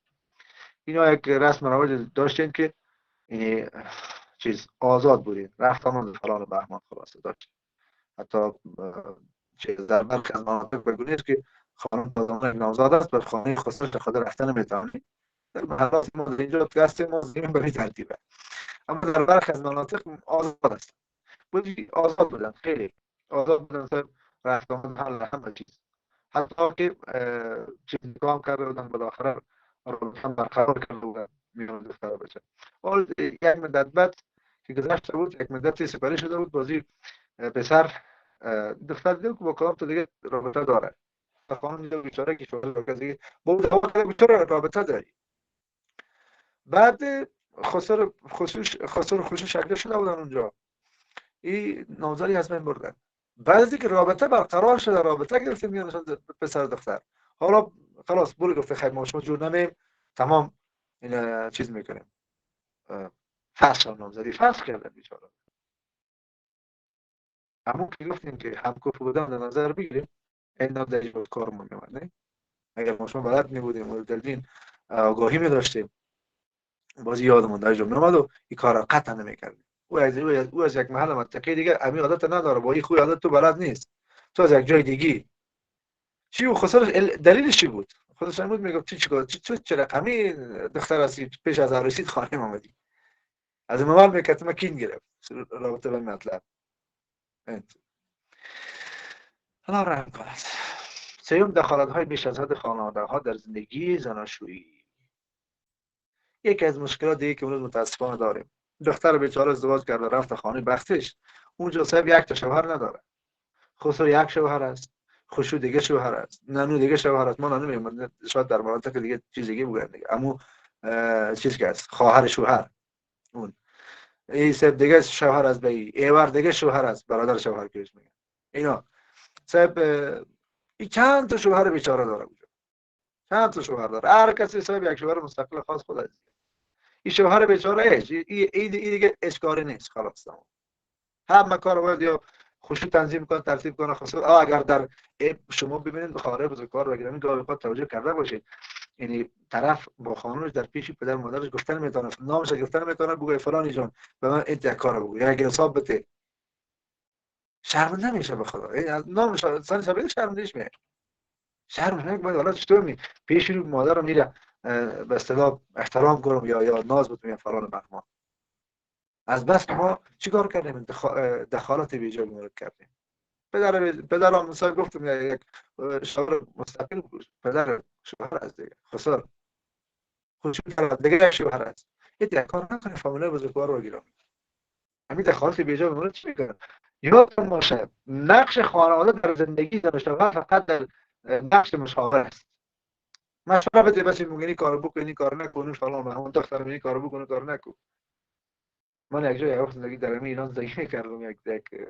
آپارتمانتی بود هر یک ماه بعد یک وقتی که ماش تو طرف میگرفت هم شوهر هم خانم یک دعوا میون هر دو فامیل میشد یک دعوای میشد حتما یک دعوا سر صدا میشد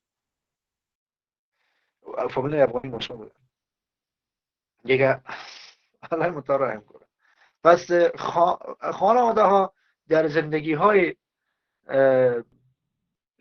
امو پسراتون دختراتون فقط مشاوره بدید، مشوره بدید، مداخله نکن، حتی مداخله نکن. به دلیل که جنگ دعوا به بار میاد. وقتی جنگ دعوا به بار میاد اساسا سبب چی میشه؟ طلاق میشه. سبب طلاق میشه، نه سبب از هم پاشیدن زندگی میشه. چهارم مشکلی که وجود داره در عصر امروز به او عدم شناخت زن شوهر از هم دیگه است. چهارمین مشکلی که وجود داره عدم شناخت دقیق زن شوهر از هم دیگه. زن شوهر هم دیگه خودت نمیشناسن صحیح. ای درست هم دیگه خدا بلد نیستن، نمیشناسن. چگونه نمیشناسن؟ یعنی از لحاظ شناخت صحیح میگه این فلانی احمد و پسر محمود در فلان جایی این صحیح، اما درون آقا رو نمیفهم، یا آقا درون خانه‌ش بلد نیست. قلب چگونه قلب داره، راه روش رفتارش چگونه است. این سبب میشه که دچار مشکل میشن. متاسفانه خیلی مشکلات در رابطه متاسفانه در زندگی های ما هست، وجود داره. پس قبل از اینکه میخوای با کسی ازدواج بکنی، راه حلش هم است. راه حلش هم است که قبل از اینکه با کسی ازدواج بکنی در رابطه و تحقیق بکن، خیش و قوم و اینا رو که در جریان بگذاری، باز برات میگن چگونه اخلاق داره،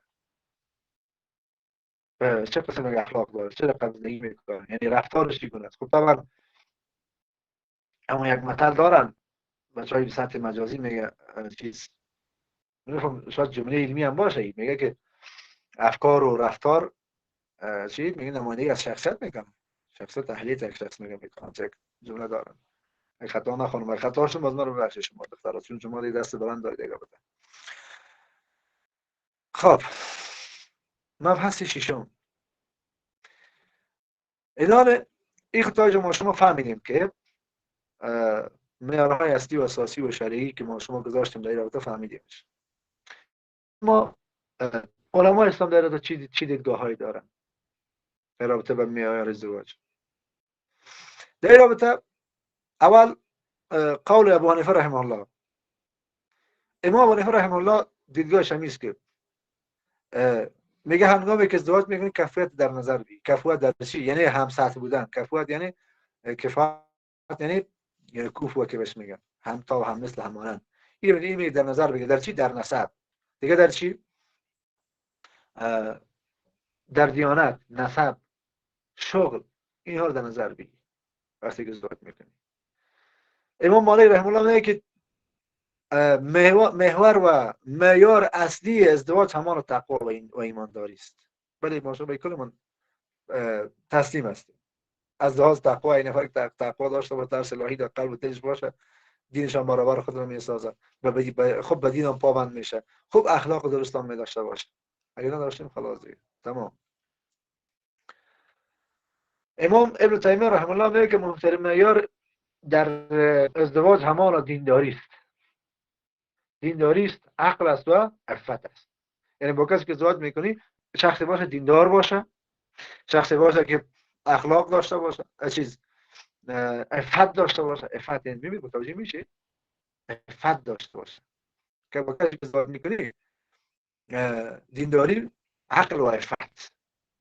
امام ابن تیمیه رحمه الله رو میدانید که شخصیت بزرگوار میگه که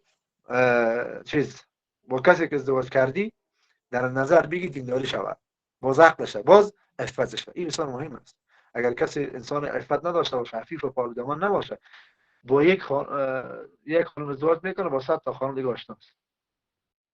یا طرف ازدواج مقابل خانم با یک ازدواج میکنه با 100 تا مرد دیگه آشناست که دور از شما خواهرها و فامیلای خود از معظم گرامیتان بوده باشه. الله مترحم بکنه. ابن القیم رحمه الله میگه که ازدواج موفق بر پایه ایمان و محبت و هماهنگی روحی استوار است. امام ابن القیم که شاگرد امام ابن تیمیه رحمه الله است و شخصیت بزرگوار، میگه که زندگی بر چی؟ بر اساس بر پایه ایمان و محبت و هماهنگی روحی استوار است. یعنی یک ازدواج یک موفق است او بر اساس ایمان بنا شده باشه، بر اساس محبت بنا شده باشه، بر اساس هماهنگی روحی. یعنی چی هماهنگی روحی؟ یعنی چی؟ یعنی همدیگه خود درست در کلام بتانید، روح روان همدیگه خود بخوانید، بشناسید. و قول دیگه هم از امام غزالی رحمه الله است، میگه که همسر نیک اخلاق و مؤمن و دیندار میگی از گزینه‌های بهتر برای ازدواج هست. یعنی کسی که اخلاق نیک داشته باشه، دینداری داشته باشه، این میگه از جمله مهمترین گزینه‌های در رابطه با انتخاب همسر در نظر بگیرید. شما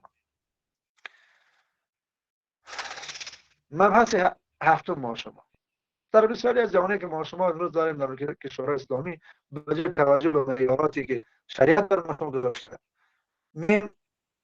معیارهای ظاهری در نظر میگیریم. متوجه میشیم؟ یکی از آسیب‌هایی که گفتیم جامعه های ما شما امروز دچار مشکل ساختن و هم نیست که معیارهای شرعی و اصلی و اساسی را فراموش کردیم، برای خود ما یک سری معیارات دیگه ساختیم. مثلا این سبب شده که امروز ما شما دچار مشکل شدیم. خواهرها متاسفانه سنشان بلند میشه، سنش بالا میره، از 20-25 30 بالا که یک بار کسی روش نمیاد، بازی بیچاره چی میشه؟ باز خواب دیدن شروع میکنه.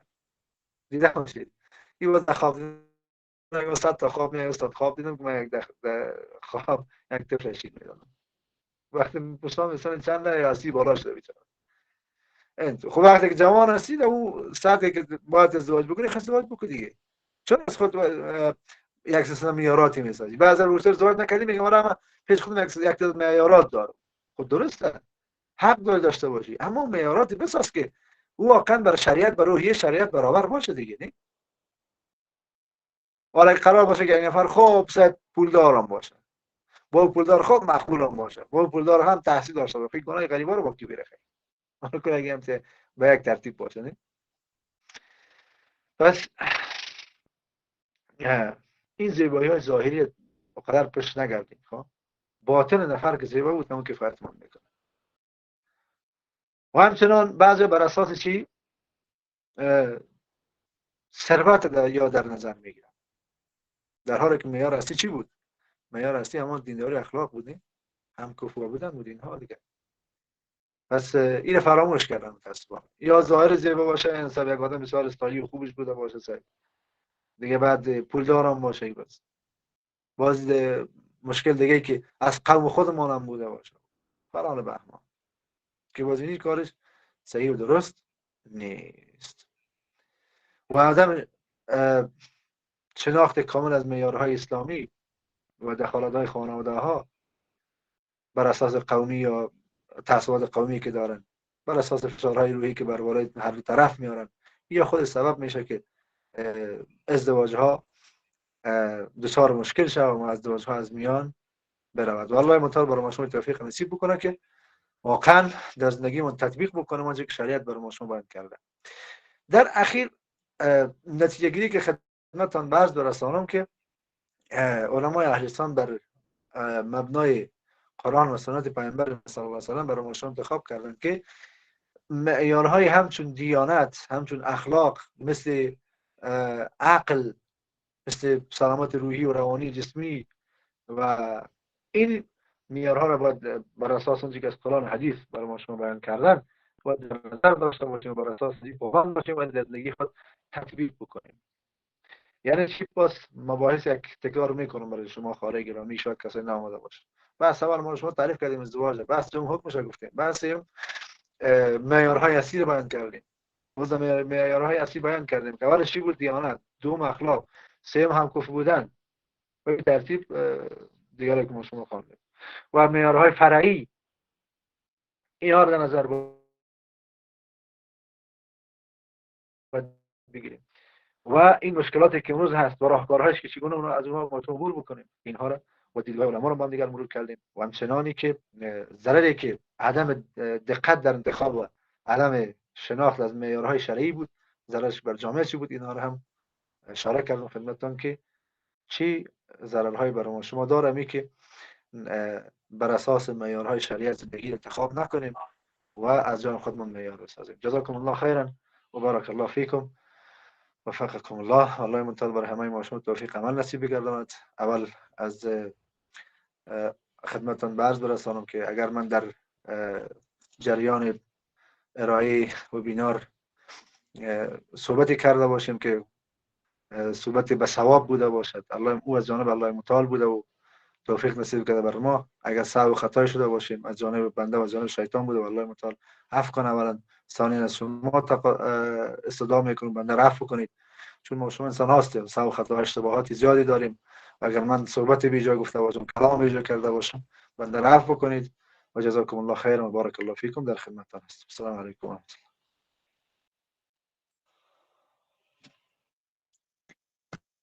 ازدواج در دین مبین اسلام پیمان مقدس و بنیادین است که بر پایه مودت، رحمت و تقوا استوار می باشد. اسلام به عنوان کاملترین دین الهی برای انتخاب همسر معیارهای دقیق و حکیمانه را بیان داشته تا اساس خانواده بر تقوا و سعادت دنیوی و اخروی بنا گردد. جهان سپاس از شما استاد محترم از اینکه وبینار عالی را ارائه نمودید. این وبینار نه تنها باعث افزایش دانش و آگاهی بلکه دیدگاهی جدیدی به موضوعات مطروحه نیز بخشید. از زحمات بی‌وقفه و تلاش‌های شما برای ارائه و برگزاری این وبینار تشکر می‌کنیم. اکنون برمیگردیم برای اخذ سوالات. قبل از اینکه سوالات اخذ نماییم، عزیزانی که می‌خواهند سوال مطرح نمایند، نکاتی که بیان می‌کنم لست نموده مراعات نمایید. در قدم نخست این که بدون اجازه مایکتان باز نکنید و همچنان سوالاتتان لفت نبوده و به مطابق عنوان برنامه مطرح نمایید. قبل از اینکه سوالات اخذ نماییم، استاد محترم میخوام از شما بپرسم که سوالات یک به یک جواب میدهید یا ای که 3-4 سوال بگیریم یادداشت نموده بعد یک جا جواب میدهید. ممنون. سلامت باش مدیر صاحب بزرگوار و گرامی. اگر یکی بگیرید، یک به یک اولی که پاسخ بدیم بعد بعدش بریم. به دلیل اینکه من اینجا هیچی ندارم که یادداشت بگیرم، بعد از ذهنم فراموش میشه. درست است استاد محترم، هیچ مشکل وجود نداره. سوال اول میگیریم از بانو حسیبه عربزاده. بفرمایید. سلام و احترام خدمت شما جناب رئیس صاحب بزرگوار، جناب معاون صاحب بزرگوار و تمام اساتید بزرگوار و کسایی که در این جمع حضور دارن. سپاس فراوان جناب استاد بزرگوار از ارائه و معلومات خیلی مفید شما. بنده حسیبه عربزاده محصل سمستر ششم طب معالجوی هستم و خودم فارغ از پانزه شریعت هستم، یعنی لیسانس هستم. و من سوالی که تا فعلا در ذهنم هست و بر من گنگ مانده و جواب از این سوال پیدا نکردم بخوایم از شما بپرسم. ای که ما اگر داستان زندگی نامه خود صلاح الدین سلجوقی در تاریخ بعضی از بزرگوارا حتما مطالعه داشتن که صلاح الدین سلجوقی زمانی که برای خود همسر انتخاب میکنه ازش سوال پرسان میکنن، میگن میار تو به خاطر انتخاب همسر چی هست؟ میگه من همسر میخوایم، کسی رو میخوایم به عنوان همسر انتخاب بکنم که دست من رو گرفته به بهشت ببره. بنابراین هر دختری که به انتخاب میکنن میگن نه مناسب من نیست. بالاخره یک دختری که پیدا میشه با ازدواج کنه از او هم پرسان میکنن، میگن که معیار تو به خاطر ازدواج چی هست؟ میگه که من همسر رو میخوایم که مرا به بهشت ببره، دست مرا گرفته و به بهشت ببره. بالاخره اینا با هم ازدواج میکنن، یعنی پدر و مادر صلاح الدین سلجوقی و از این پیوند صلاح الدین سلجوقی به دنیا میاد، یعنی فتح کننده تاریخ.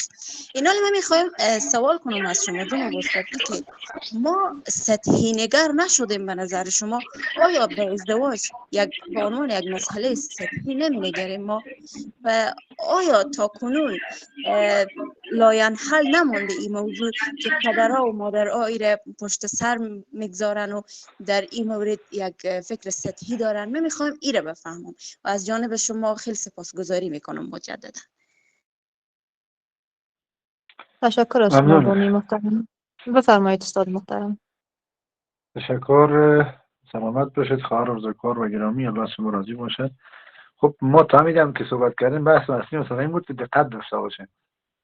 همون به اصطلاح شما که این سطحی نگری این مسائل دیگه کنار بگذاریم. حالا بحثی که طور مثال ما شما تا اینجا کردیم معیار انتخاب برای همسر معیاراتی گذاشتیم کلش به خاطر ازی بود که دایی انسان دقت داشته باشه. نه یک بحث یک قرارداد گفتیم نیست، یک قرارداد کاری نیست که تا 1 سال 2 سال تا 3 سال یک دوره کاری باشه تمام شد برای پیشکارش. نه، ما برای یک عمر زندگی میکنیم. پس وقتی برای یک عمر زندگی میکنیم باید دقت در این رابطه داشته باشیم که یعنی زندگی ها درست و صحیح پیش بره. برای خانواده ها متاسفانه همین که معیار در نظر نمیگیرن، خب طبعا گفتیم صحیح نگر هستن دیگه. وقتی معیار پیشم ارزش نداره، وقتی شریعت دقیق شریعت نیستن، وقتی دین دقیقش نیستن، طبعا معلوم داره است که اینا صحیح نگر هستن یا مثلا ما شما ظاهر بین هستن و قضاوتی متاسفانه ظاهری میکنن و برای مسائل و برای مسائل عمیق و دقیق فکر نمیکنن. ممنون شما استاد بزرگوار. دوستان عزیزی که میخواین سوال مطرح کنید لطف نموده منفی از خود و همچنان از مشکلیتان داشته باشید و کوشش کنید که سوالاتتان کوتاه مطرح کنید. هوا حبیبی، محصل دانشکده شریعت. بفرما هوا جان. سلام خدمت خودتان مدیر صاحب گرامی، سلام به تمام اعضایی که اینجا حضور دارن، با استاد محترم، رئیس صاحب محترم، معاون صاحب گرامی و محصلین عزیز. هوا حبیبی هستم، نماینده سمستر دوم فقه قانون از دانشکده شریعت. سوال من از جناب استاد این بود که رضایت والدین در نکاح چقدر اهمیت داره؟ یعنی آیا بدون رضایتشان نکاح درست میشه یا خیر؟ ممنون. درود خدمت شما خواهر بزرگوار و گرامی. عرض کنم خدمت که یادتان بوده باشد که رضایت پدر و مادرها، مخصوصا پدرها که ولی هستند، به حد زیاد هست که حتی نکاح با اجازه اونا موقوف است. میفهمین؟ پیامبر صلی الله علیه و فرموده که لا نکاح الا بالولی، نکاح بدون ولی صحیح نیست. یادتان بوده باشه دیدگاه جمهور علما است که بسیار مهم است. بدلیل چی؟ بدلیل ازی که باز اینجا یادتان باشه ما یکی خواهرای داریم که مجردن، یعنی دختر خانه بولش میگن. یکم خواهرایی که به اصطلاح ازدواج کردن یا به اصطلاح ما شما همون که شوهرش وفات کرده بیوه میگن باشه. اون بیوه شریعت به خودش اجازهش داده، چون اون بلد است دیگه. حالا میشناسه مردم بلد است و به اصطلاح ما شما چند پیران زیادتر کنه. یکی خواهری است که خواهری است که او به اصطلاح خواهر مجردی است. باز این چون روی احساسات گاهی اوقات تصامیم میگیره، به خاطر شریعت میگه که بدون اجازه پدر و ولیش نکاح بسیار. یک واقعا اینجا باید نقل قول بکنم. 1-2 سال قبل یک خواهر بیچاره چیکار کرده بودن، این اغوا کرده بودن از راه همکارش. در یک محل منطقه کار میکرده در یک جای، همین تقریبا حدود 2 سال قبل در همین افغانستان ما شما. این به اصطلاح این گمراه کرده بودن بیچاره را. با یک نفر با یک از همکارش به اصطلاح دوست شده بود و باز بر اساس همون چیز که دوست شده بود باز اینا پت پنهانی رفته بودن از این خواهر بیچاره را باش نکاح کرده بودن. این قدر خواهرای متاسفانه دیر از شما خواهرها در مجموع بوده باشه. برخی از خواهرای ما به شکل است که این میره رفته پت از فامیل خانواده نکاح کرده، پت از فامیل خانواده نکاح کرده بدون اجازه. هیچ گپی نیست. نفر طرف ازش استفاده سو کرده رفته پشت کارش، حالا تماس هم جواب نمیده. به این شکل برای خاطر یادتان بوده باشه که بسیار مهم است. این گپا نمیشه که ما شما بگیم خیر رضایت چیز طرفین که شرط شد، عیناً مثل اون شرط والدین هم هست اینجا. پس چی کنه؟ جمع کنه میان ازی جمع میان دو تا که رضایت ها رو جمع کنیم با هم دیگه چیز که هر دو طرف قناعت بدیم، هر دو طرف قناعت بدیم تا اینکه هر دو طرف راضی شوند. جزاکم الله. ممنون سپاسگزار شما هستیم استاد محترم. بانو اقرا عمری از دانشکده حقوق و علوم سیاسی ما در خدمت شما. بفرمایید.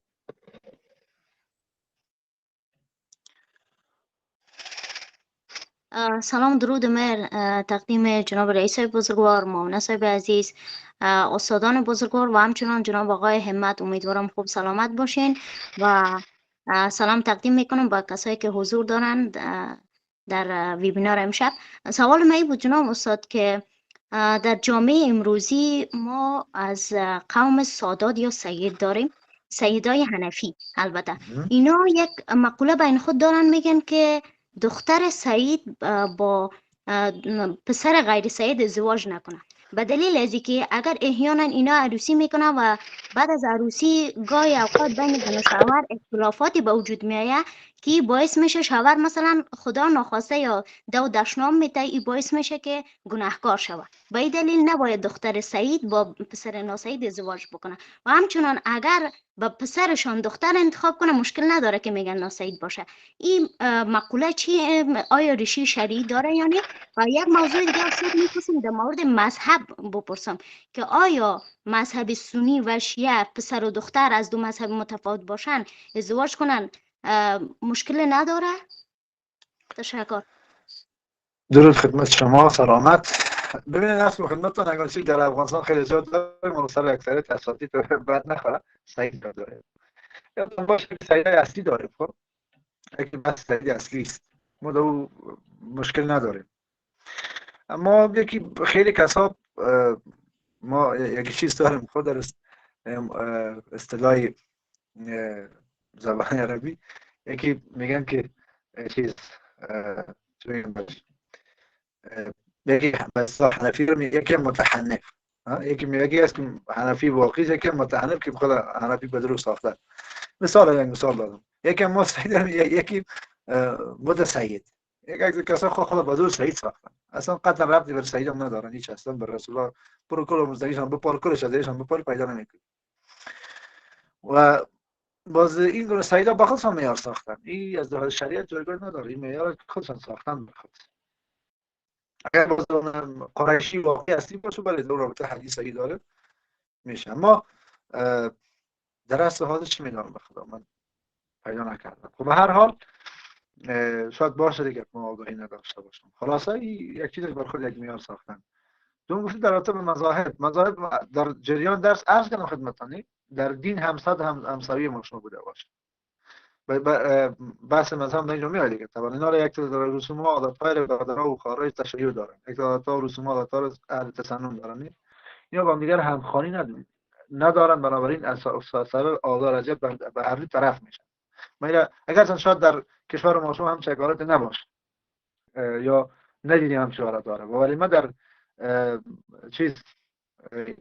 ایران این دیدم، این مراتب دیدم که دچار مشکل هستن، خیلی مشکلات داشتن پیش میشه. اما دیانت همکوفتن در دیانت که اینا در نظر بگیرن انشاءالله مشکلات حل میشه و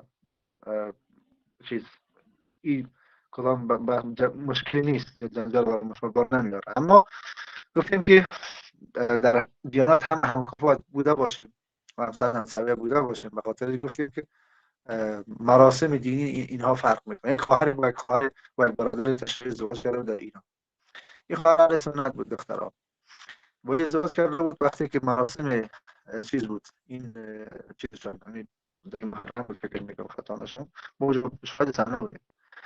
این شوهر به خانهش میگه ببینیم در حیات داریم، حیات میگه بریم. اون خانم میگه من نمیرم، من به چیز اعتقاد باور ندارم. این میدونه برم. من دیدم در سطح روی خود کوچه خانه خودت باشه. بعد گفت مسئله رسید خانه رد کرد. اینجا پس بهترین کار هم نیست که در رابطه هم آدم توجه داشته باشه که کسی انتخاب بکنه که واقعا در دیانت شما هم سطح بوده باشه. ورنه اشکالی نداره، ازدواج شرعی جایز است. تشکر از شما استاد محترم. بانو شمایل محمدی، ما در خدمت شما، بفرمایید سوالتان مطرح نمایید.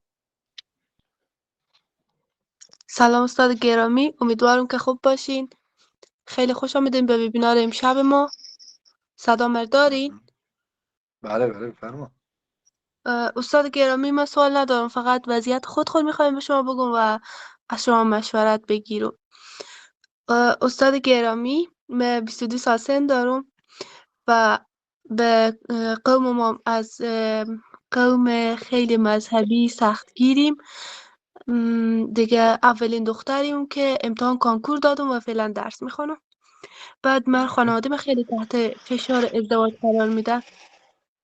بعد که من بر اینا میگم که حداقل بگذاریم من درس بخونم، من اولین نفرم، حداقل یک نفر از این قوم یک دختر باشه که اول از درس و تحصیل یک جای برسه بعد ازدواج کنه.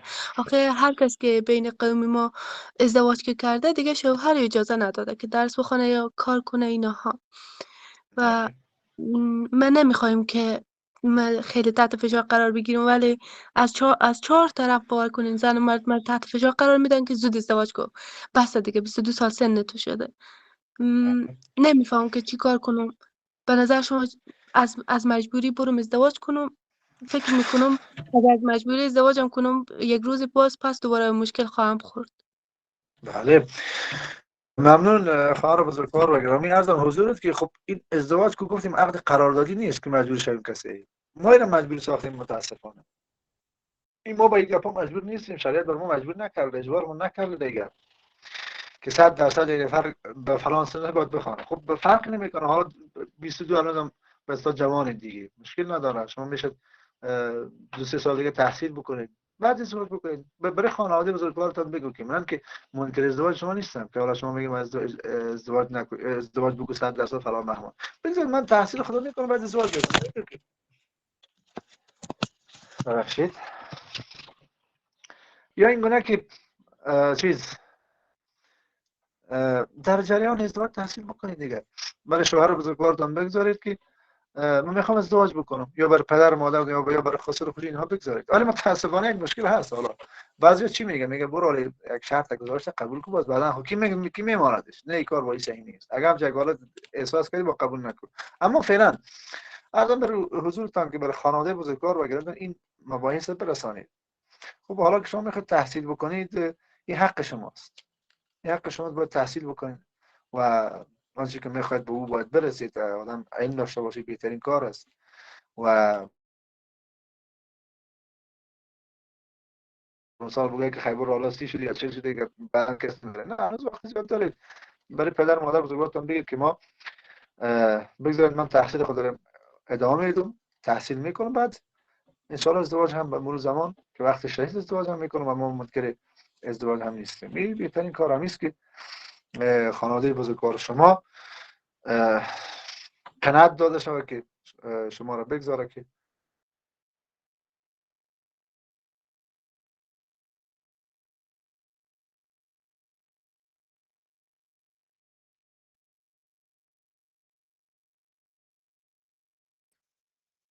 تشکر میکنم از شما استاد محترم از نظریات نیکتان. بانو قدسی محمدی از دانشکده محترم روانشناسی در خدمت شما است. میفرمایید. السلام علیکم و رحمت الله و برکاته و خدمت جناب رئیس صاحب، مولانا صاحب، استاد محترم و شما حضور گرامی. قدسی محمدی هستم، فارغ التحصیل از رشته شرایط، فعلا هم محصل در دانشکده روانشناسی دپارتمان مشاوره و خیلی خوشحال هستم که در وبینار امشب اشتراک کردیم و از درس استاد واقعا مستفید شدم. شما زنده و سلامت باشین استاد گرامی عظیم، الله متعال به شما نصیب کنه. استاد سوال ما هم دقیق در مو قسمت است که ما خودمان از قوم سادات هستیم، واقعا از قوم سادات هستیم. پیشتر که شما گفتین نه خیر، ما خودمان منتخب به قوم سادات نمیکنیم، واقعا هستیم. در بحثی که خواهر میپرسن که آیا نکاح یک قوم سادات دختر باز قوم دیگه درست است یا خیر، سوال من همینجا بود که استاد اگه شما تشریح بدین. و سوال دوم استاد این است که بیشتر علمای ما که الحمدلله آگاهی دارن از این موضوع باز هم اینمی مسائل ازدواج اجباری میسازن و ما من حیث یک دعوتگر، من حیث یک محصل شرایط که آگاهی داریم، ما چگونه بتونیم که اینمی عمل آنها را مانع شویم و به اونا یک مثلا یک چیز بگوییم؟ با شما معلوم است استاد گرامی که با واکنش ما اونا عکس العمل نشان میده. بخیر سلامت باشین استاد. جزاکم الله خیرا. خب به هر حال عرض کنم خدمتتان که خواهر بزرگوار و گرامی در رابطه با اینکه ازدواج سادات یا با غیر سادات جایز یا خیر، در این رابطه دیدگاه یکی از علما هم است که ما نظر با آیه قرآن کریمی که داریم که نکرمکم ان الله یتقاکم، مکرم ترینشون در نظر المتار متقی ترین شماست. نظر به این آیه گفتن که فقط معیار هم نیست که نفر دیندار بوده باشه، دیندار باشه و این کفایت من بکنه. مثل که من قبلا هم عرض کردم اینجا براتون قول امام مالک رحمه الله بیان کردیم که امام مالک رحمه الله گفت که همه مذاهب، امام ابن تیمیه رحمه الله همچنان، امام ابن تیمیه رحمه الله، امام ابن قیم و امام مالک ابو حنیفه رحمه الله، اینا کلشون دیدگاهشون اینه که دینداری معیار است، دیانت معیار هست. پس بنابراین نظر به این قولشان گفتن که چیز اشکال نداره. اما برخی از علمای دیگه یک حدیث در رابطه ما داریم، من درست حدیث ذهنم نیست، جرح تعدیل هم نکردم که شاید اساتیدی که اینجا هستن شاید در یادشان باشه، باز اگر خواستن ارائه بدن من ذهنم نیست. نظر به این حدیث گفتن که جایز نیست. یک حدیث در رابطه داریم از پیامبر صلی الله علیه و آله. من لفظ حدیثم درست دقیق یادم نیست و جرح تعدیلش هم نکردم که صحیح باشه یا چقدر ساق مستقیم حدیث هست. به هر حال نظر به این گفتن جایز نیست، ولی من به این معتقدم که همون تقوا و دینداری که بوده باشه. چرا؟ به خاطر از اینکه ما در برخی از در صدر صحابه ما شما داشتیم خیلی از زنان قریشی با زنان با پسر مردان انصار ازدواج کردن، با غیر چیز با غیر قریشی ازدواج کرده بودن. حالا در ذهنم درست دقیق نمیاد که کدام مثال بگونیم مثال بیان بکنم اینجا، اما خیلی از اونها بودن که با مردای غیر قریشی هم ازدواج کرده بودن و خودشان هم قریشی بود و اینها دیگه. پس بنابراین اشکال نداره و جایز است. بحث دوم شما فرمودید در رابطه با اینکه گفتید که چیز بعض از علمای اجباری میسازن. من نمیدونم چگونه علما برای خودشان حق بتن در زندگی این نفر مداخله بکنن و ما شما من حیث کسایی که دعوتگر هستیم یا دعوتگر خود را میدانیم که البته ما شما به خاک پای دعوتگران نمیرسیم، ما یک طلبای علوم شرعی هستیم. بنابراین لازم ضروری است که ذهنیت سازی بکنیم، افکار عمومی رو تغییر بدیم، تلاش بکنیم برای اینکه افکار عمومی که در جامعه موجود داره این تغییر بخوره. این اگه یک بار نتونیم، البته این تغییر هم چگونه میشه؟ با واسطه ایجاد همچون سمینارها و وبینارها، مباحث حضوری یا غیر حضوری یا آنلاین یا هر چی که است، تلاش کنیم که این مسائل برای مردم رسانده شود که مردم ذهنشان باز شود و این مشکل از ذهنشان بیرون بشه. همین آگاهی دهی بکنیم این بهترین کار است. ممنون شما استاد محترم. بانو پرستو مودی صاحب عزیز در خدمت شما هستیم، بفرمایید، ما در خدمت شماست.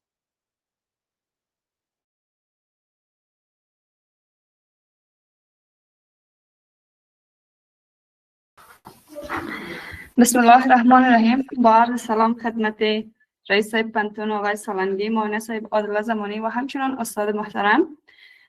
با تقدیر سپاس از شما استاد محترم که یک وبینار علمی بسیار عالی را بر تمام محصلین ارائه کردن، واقعا بسیار مفید بود.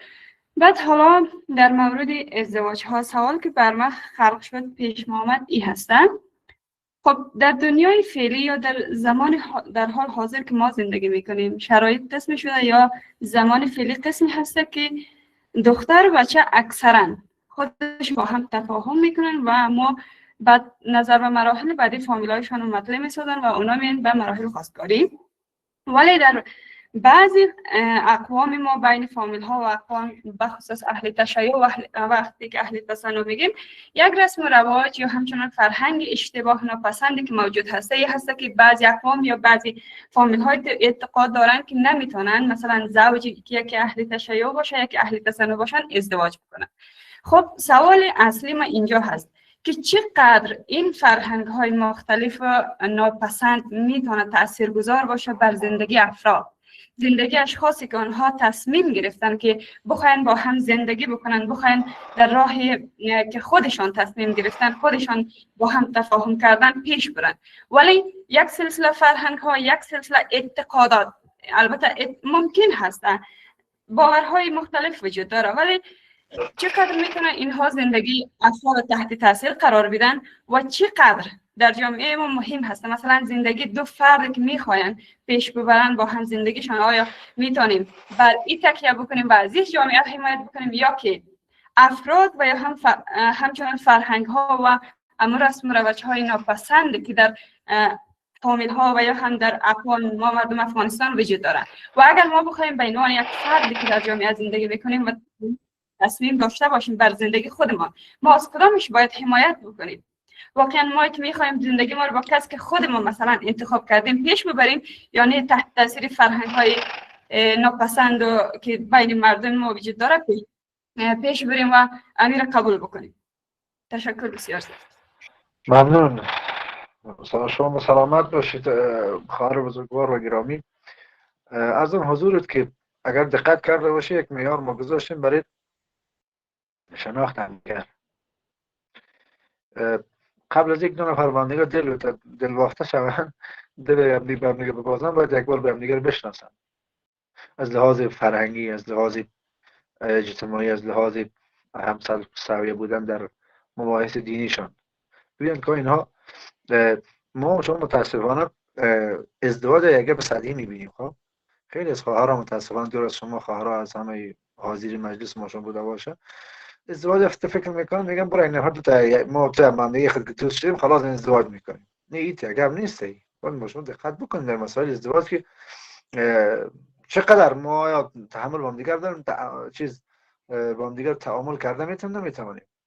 اینا وقتی که قبل از اینکه با یک نفر آشنا میشی او را درست صحیح چیز شناخت ازش نداشته باشی، آگاهی نداشته باشی، باز چگونه باز با او زندگی بکنی؟ بعد اینا وقتی کمی معیار رو در نظر نگرفتن، هم دیگه خود نشناختن، فردا اینا میاد با هم دیگه میگن خیلی ما وارد رابطه بشن. وارد رابطه که شدن صاحب اگرچه که رابطه در اسلام جایگاهی نداره. شما میفهمید که ما در قرآن داریم که الله متعال میگه که برای متخذات اخدان شما دوستی پنهانی نگیرید. دوستی پنهانی نداشته باشید. ما رابطه پنهانی در اسلام نداریم. یادتون باشه. خب یه رابطه پنهانی ما نداریم قبل از ازدواج هیچ گاهی. اینا اگر یک نفر احیانا همین کار کرد، این امو شریعت در نظر نگرفت، این دچار مشکل می شود. این تو مشکلات به بار میاد که شما فرمودید که بر زندگی هم دیگه تاثیر میگه، با قلب دلش میشکنه. یکی از خواهرها میگفت که من شاید نمی‌دونم زندگی با کسی ازدواج بکنم، اما قطعا میگم من شوهرم دوست نداشتم. به خاطر چی؟ به خاطر اینکه من این نفر دیگه دوست داشتم، مرا نگرفت و به آخر قلبم شکست. دیگه اعتماد سر کس ندارم. این یک مسئله میشه واقعا. ولی معیار شریعت در نظر نگیریم، دیگه بازی سبب میشه که دچار مشکل شویم. بهترین کار همیشه به خواهرای بزرگوار و گرامی در مجموع همگی که هستید، قبل از اینکه میخواید با کسی ازدواج بکنید او را بشناسید. اگر واقعا توسط خواهرتان، توسط همسایه یا کسی که فلانی در اینجا رفت آمد داره، او کیست؟ خیشه فلانی است.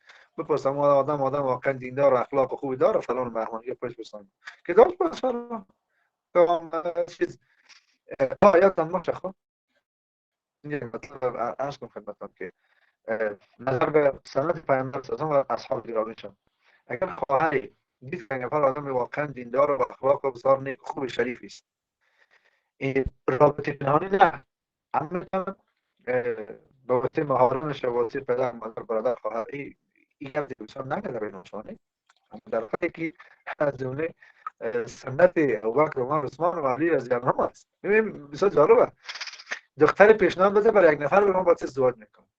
کس در افغانستان این کار بکنه که سرش میبرن، میگن بابا این چی میگی؟ که میگن نواز الله، میگن چقدر بیشرم به حیاتی، در حالی که این در صدر صحابه گپ بوده. ببینید واقعی بزرگش عمر رضی الله عنه زمانی که 700 دخترش شوهرش به اصطلاح از دست میده، از شوهرش فکر میگم شوهرش وفات کرده یا جدا شده، این چیز میکنه همین 700 رو میاره برای ابوبکر صدیق رضی الله عنه پیشنهاد میگه ابوبکر دختر رو میگی، با عثمان پیشنهاد میکنه میگه عثمان دختر رو میگی ازدواج کن. دیدی دیشب دیگه کسی تو کارو میکنه. و علمای اهل اسلام هم گفتن اگر کسی دید دختر خانم دید که واقعا آدم شریف و نیک و دیندار است، نه که خودش وارد رابطه پنهانی شود، نه رابطه پنهانی نیم. بگو فلانی تا مثال یک کسی میگه که او پدر برادر که کار ختم نمیکنه، به خدا به کسی بگه خواهر بر برادرش یا دختر بر پدرش بگه سرش گفته نمیبره که چی داری میگه آخر. ولی گپ چی نیست. خب شرم و حیا اینا ننگ نیست، بلکه از امورات دین و شریعت ما شماست و سنت صحابه و رسول الله است. این کار ببینید خود رسول الله صلی الله علیه و فاطمه دخترش برای از اون پیشنهاد نمیکنه، و عثمان از اون دخترش پیشنهاد نمیکنه. این سنت رسول الله است، این شرم و حیا نیست. حالا بگه حالا شرم کنم مثلا این ننگ است ما شما است و فلان و مهمون، نه. اینا اگر کسی دم جگانه دیندار خوب و نیک و صالح برش خود پیشنهاد بده، اما گفتم رابطه پنهانی نه. با نشه که پیشنهاد سوازی شود سه پای سال رابطه پنهانی بگی یک مدت بعد او چیز نیاید، بعد خلاص این دخترم قلبش میشکنه و مشکل بر بکنه. پس اصل مشکل اصلی و اساسی ما شما میز قاره بزرگوار و گرامی که شریعت در نظر بگیریم. خب این معیاری که برای شما شریعت گذاشته همین در نظر بگیریم، ان شاء الله مشکلات ما حل میشه. ممنون و سپاسگزار شما هستیم استاد محترم. مایک را واگذار می نماییم خدمت دکتر سوی محترم ظریف معلم استانکزی، عضو هیئت رهبری دانشگاه و همچنان استاد دانشکده حقوق و علوم سیاسی. دکتر سوی محترم خوش آمدید، ما در خدمت شما، بفرمایید. سلام و احترامات جناب رئیس عمومی سالنگی صاحب، استاد گرامی خسته نباشین و همچنان سایر اساتید و رئیس‌های پانزه‌ها و معلمین گرامی و همچنان مهمانان گرامی در این وبینار. تشکر استاد گرامی، موضوع بسیار خوب انتخاب کردین، خصوصا برای معلمین گرامی که در امی مقطع زندگی خود هستند تا تصمیم عاقلانه و درست در شریک زندگی خود برای تداوم زندگی آینده خود داشته باشند و از نظر شرعی احتیاط لازم را در مورد عقد نکاح داشته باشند. بدون شک از نظر فقه اسلامی و شریعت اسلامی با تایید سخنان استاد که در عقد ازدواج فقها بسیار احتیاط کردن نسبت به سایر عقود. در عقد هم از نظر شرعی و هم از نظر از اینکه اجتهادات از نظر شرعی مجتهدین کرام با پیروی از نصوص شرعی کردن بسیار احتیاط لازم را به کار بردن. استاد بسیار مسائل به بحث گرفتن، ما میایم به بحث فلسفی حقوقی فقهیش. بحث فلسفی فقهی است که ما دائما بحث فلسفه را که میکنیم با یک سوال آغاز میکنیم که چرا این قاعده آمده در فقه و یا در قانون.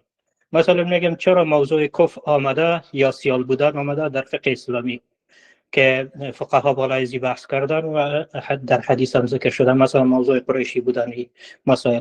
و یا چرا سوال دوم از نظر فلسفی طرح میکنیم که چرا دختر خود میتونه وقتی که عقلی رسیده باشه خودش صلاحیت عقد نکاح را داره و از نظر فقه حنفی چی بحث داره و جمهور فقها چی بحث میکنن.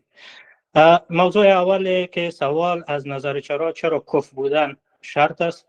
ببینید برای عقد نکاح که یک عقد مادام العمر است و ختم نمیشه مگر به فوت یکی از زوجین. از نظر فقهی و حقوقی عقد ازدواج عقد استمراری است. عقد استمراری یعنی در طول زندگی استمرار داره، از او خلاصی نیست مگر به فوت یکی از زوجین. در جریان این تداوم ازدواج که عقد استمراری است یک سلسله اسباب وجود داره که نکاح و یا عقد منحل می سازه که جامعه اسلامی خصوصا ترکیز شریعت اسلامی به این است که این عقد باید فسخ و یا طلاق و یا انحلال واقع نشود. چرا شما میفهمید که در حدیث نبوی است که حضرت رسول اکرم صلی الله علیه و سلم میفرماید که بدترین حلال طلاق است، یعنی حلال است اما بسیار بد است. از او خاطر در حلیت شک نیست در طلاق، اما کار خوبی نیست. از او خاطر تمرکز بیشتری به تداوم ازدواج کرده که فقها در اجتهادات خودم در مسائل طلاق و سایر مسائل احتیاط لازم را به کار بردن. به او خاطر به چنین عقدی که بسیار مهم است فقه اسلامی و شریعت اسلامی و همچنان مسائل حقوقی که بر بنای شریعت اسلامی قانون مدنی افغانستان برگرفته شده در اینجا تدابیر پیشگیرانه را برای تداوم عقد ازدواج مد نظر گرفته است که اینجا بحث فلسفی جواب امی سوال فلسفی داده میشه. هرگاه میگیم نامزادی که وعده به ازدواج است و در دوران نامزدی هر طرف میتونن که عقد فسخ کنن. این خودش دوره امتحانی است. دختر و پسر هر دویش یکی دیگر میبینن در جریان 1 سال 6 ماه که آیا تداوم چنین عقد مهمی که برای جامعه اساس جامعه را میگذاره آیا تداوم داده میتونه یا نمیتونه. هرگاه تداوم داده نتونستن هر طرف دختر و پسر حق داره که نامزدی را فسخ کنه. این خودش یک نوع تدابیر پیشگیرانه برای تداوم عقد ازدواج است. یک فلسفه دیگه است که دختر چون به خانه شوهر میره در جریان همین مدت نامزدی با شوهر یا یک شخصی که بیگانه است با او کم خو و عادت بگیره. چرا خانم ها عاطفی است، دخترها عاطفی است. عاطفی اینها از نظر روانی باید متضرر نشه تا با خو و عادت ای بلد شود و یکی با دیگه باید خصوصا دختر با خو و عادت او بلد شود بعد از او تداوم ازدواج کنن که نشست و برخاستش تحت همون شرایطی که شریعت اجازه داده نشست و برخاست بین نامزدها جایز است و گشت و گذار هم جایز است و البته تحت همون حدودی که شریعت گفته. بنابراین خودش تدابیر وقایوی یا پیشگیرانه برای تداوم عقد ازدواج شد. بحث فلسفیش می شد که جواب همون سوال بر ما داد. خود موضوع کفر هم یکی از تدابیر پیشگیرانه است. تدابیر پیشگیرانه به این عنوان که تداوم عقد ازدواج در سیال بودن یا کفر بودن هرگاه معلول به علت باشه که تداوم ازدواج در جوامع متضرر بسازه، مثلا در جوامع که طبقات وجود داشته باشه، جوامع طبقاتی باشه، اگرچه اسلام با جوامع طبقاتی هم مبارزه کرده و اجازه نداده، اما با آن هم هرگاه چنین واقعیتی وجود داشته باشه و تاثیر منفی را سر عقد ازدواج میگذاره، بنابراین در قدم اول باید این موضوع را مد نظر بگیرین. شما فکایی ظلمیارا را شنیده باشین که برای یکی دیگر خانم و شوهر طعنه میتن که شما قومی چی هستین، قومی کلی بندکا، یک شوخی باشه او برای از میگه که شما قومی چی هستین، شما قومی چطور هستین. این طعنه ها بیشتر بین خانم و شوهر وجود می داشته. هرگاه این طعنه ها از نظر سیال بودن یعنی همسیال بودن نباشه، ممکن عقد ازدواج در آینده متضرر بسازه و تداوم ازدواج ناممکن شود. سرنوشت یک خانواده که اطفال داره او دیگرگون شود. از او خاطر تدابیر پیشگیرانه است که در اول چنین مسائل هرگاه در جامعه وجود داشته باشه از اول کفر و سیال بودن مد نظر بگیره. اما به این که کفر و سیال بودن اسلام با او مبارزه کرده که همه انسان ها کلکم لآدم و آدم من تراب، هر کدام تان از حضرت آدم علیه السلام پیدا و آدم علیه السلام از خاک پیدا شده. و همچنین آیه متبرکه که میفرماید یا ایها الناس انا خلقناکم من ذکر و انثی و جعلناکم شعوبا و قبایل لتعارفوا ان اکرمکم عند الله اتقاکم. ما شما را از یک مرد و زن خلق کردیم و توبرک به او قبیله شما را گشتاندیم. شما با یکی دیگه فضیلت نداریم مگر این قبیله ها به خاطر معرفت است و با یکی دیگه فضیلت نداریم مگر به تقوا. بنا لا فضل لعربی علی عجمی ولا عجمی علی عربی. حدیث پیامبر است که فضیلت نداره عجمی بالای عربی و عربی بالای عجمی، هیچ کدام دیگه بالای دیگه فضیلت نداره. اما در جوامعی که چنین پدیده منفی وجود داشته باشه در اول این تدابیر باید مد نظر گرفته شود تا کفر بودن به خاطر علت تداوم ازدواج باشه. هرگاه در جوامعی که این مسائل منتفی شده باشه و وجود نداشته باشه باز میشه که این مسائل منتفی باشه. فعلا موضوعات کفر بودن از نظر نسب بیشتر فقهای معاصر فتوا دارن که از نظر نسب نیست بلکه از نظر حرفه. بعضی فقها بحث میکنن که حرفه ها مثلا نتونه که دختر دکترا داشته باشه و پسر بی سواد باشه، باز یکم که توازن بر هم میخوره، نه از نظر مسلک و چیزا. باز اینو تو مسائل بعضی اوقات فقها میگن نظر میتن که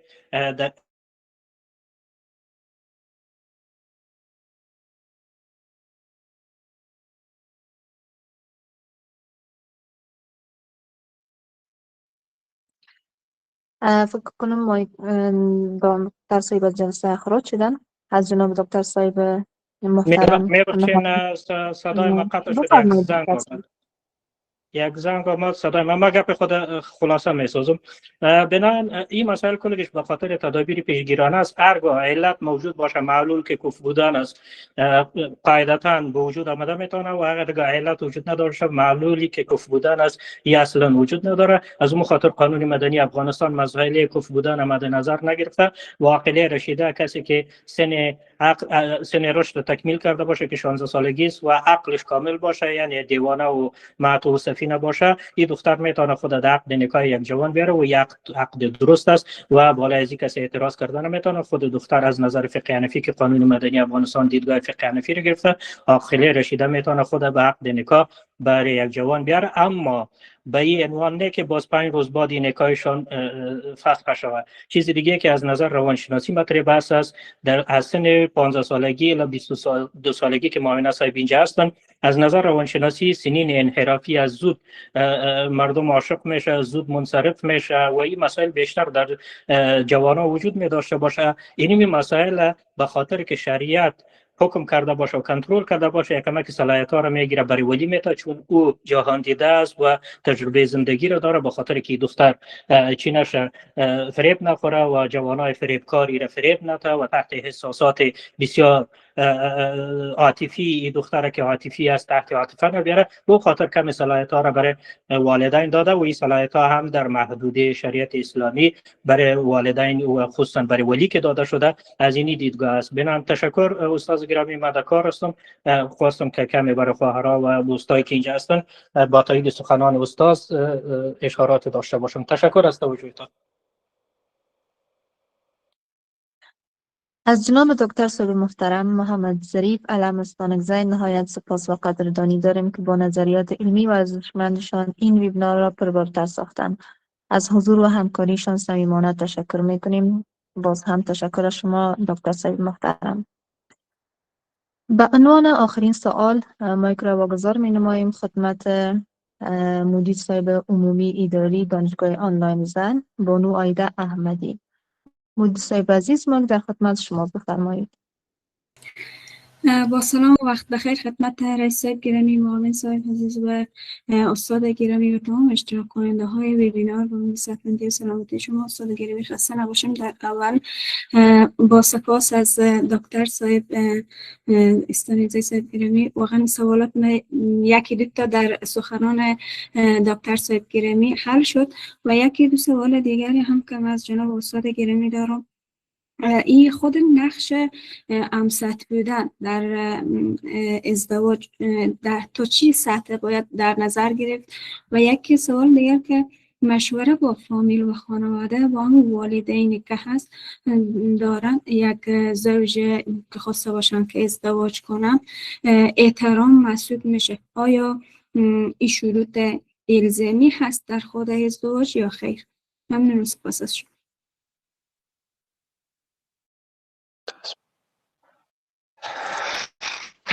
سلامت باشید مدیر صاحب بزرگوار و گرامی. الله متعال از شما راضی باشد. ممنون، یک دنیا سپاس. در رابطه به سوال اول دانش خدمتتان که همکف بودن، همان گونه که استادم هست که خدمتتان که به خاطر این مطرح شده که همون تدابیر وقایوی که اصطلاحی که استاد ذکر کردن در نظر گرفته شده باشه. این هم سطح بودن تا چه حد اگر مثال عادی بگم که از لحاظ فیصدی شاید آسان تر شد برای محصل. از لحاظ فیصدی حداقل که باید ما هم سطح بوده باشن دو طرف،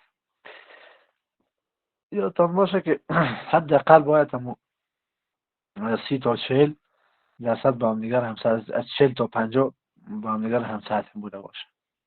دلیلی که هم برابر خب ما بخی ممکن نیست پیدا بکنیم یک چیزی را. پس حداقلش از مو بین 40 تا 50 حداقل، یا تا از 30 تا 50 اینا باشه که فرهنگ ها باز از هم دیگر تفاوتی گفتم قبل نرس کردم، مثال دادم از خاطر متن جامعه ما شما که در جامعه ما شما خیلی از موارد است متاسفانه این فامیل ها با هم دیگر عقد میکنن اما در آخرش از میان میره. به خاطر چی؟ به خاطر همون فرهنگایی که داشتن و اینجا عدم کفایت و عدم همکف بودن در نظر نگرفتن. به خاطر اینا اگر قرار شده که گفتیم از لحاظ حداقلی 1% با هم دیگر مشابهت داشته باشن، بازش کن مثل که می اقوام ما در افغانستان زندگی میکنیم، مثل می اقوام که ما در افغانستان داریم، اقوام تقریبا با هم دیگرشان نزدیکن در خوراک، پوشاک، گفتار، رفتار. شاید در اون بحث زبان خود چیزی لاگانه است که یکی به زبان فارسی صحبت میکنه، یکی هم به زبان پشتو، یکی هم به زبان، کلنا برادریم، مشکلی نداره از ناحیه. اما بحثی است که اگر فرهنگ ما با هم دیگر نخوانه، اما عادات و رسوم، عادات و مباحث دینی با هم دیگر نخوانه، دچار مشکلاتی که من مثالاش قبل نرز کردم مرتان میشه. پس بهترین کار همیست که این همسر بودن حد اقلش در نظر بگیرید، حدود 30 تا 50% در نظر بگیرید، 40 تا 50 را که دچار مشکل با زننده ها نشیم. چون گفتیم که استادم عرض که خدمتتان کرد نکاح یک وقتی چی نیست، قراردادی یک ماه دو ماه 100 سال 10 ساله نیست، باید عمری و دوامدار باید باشه.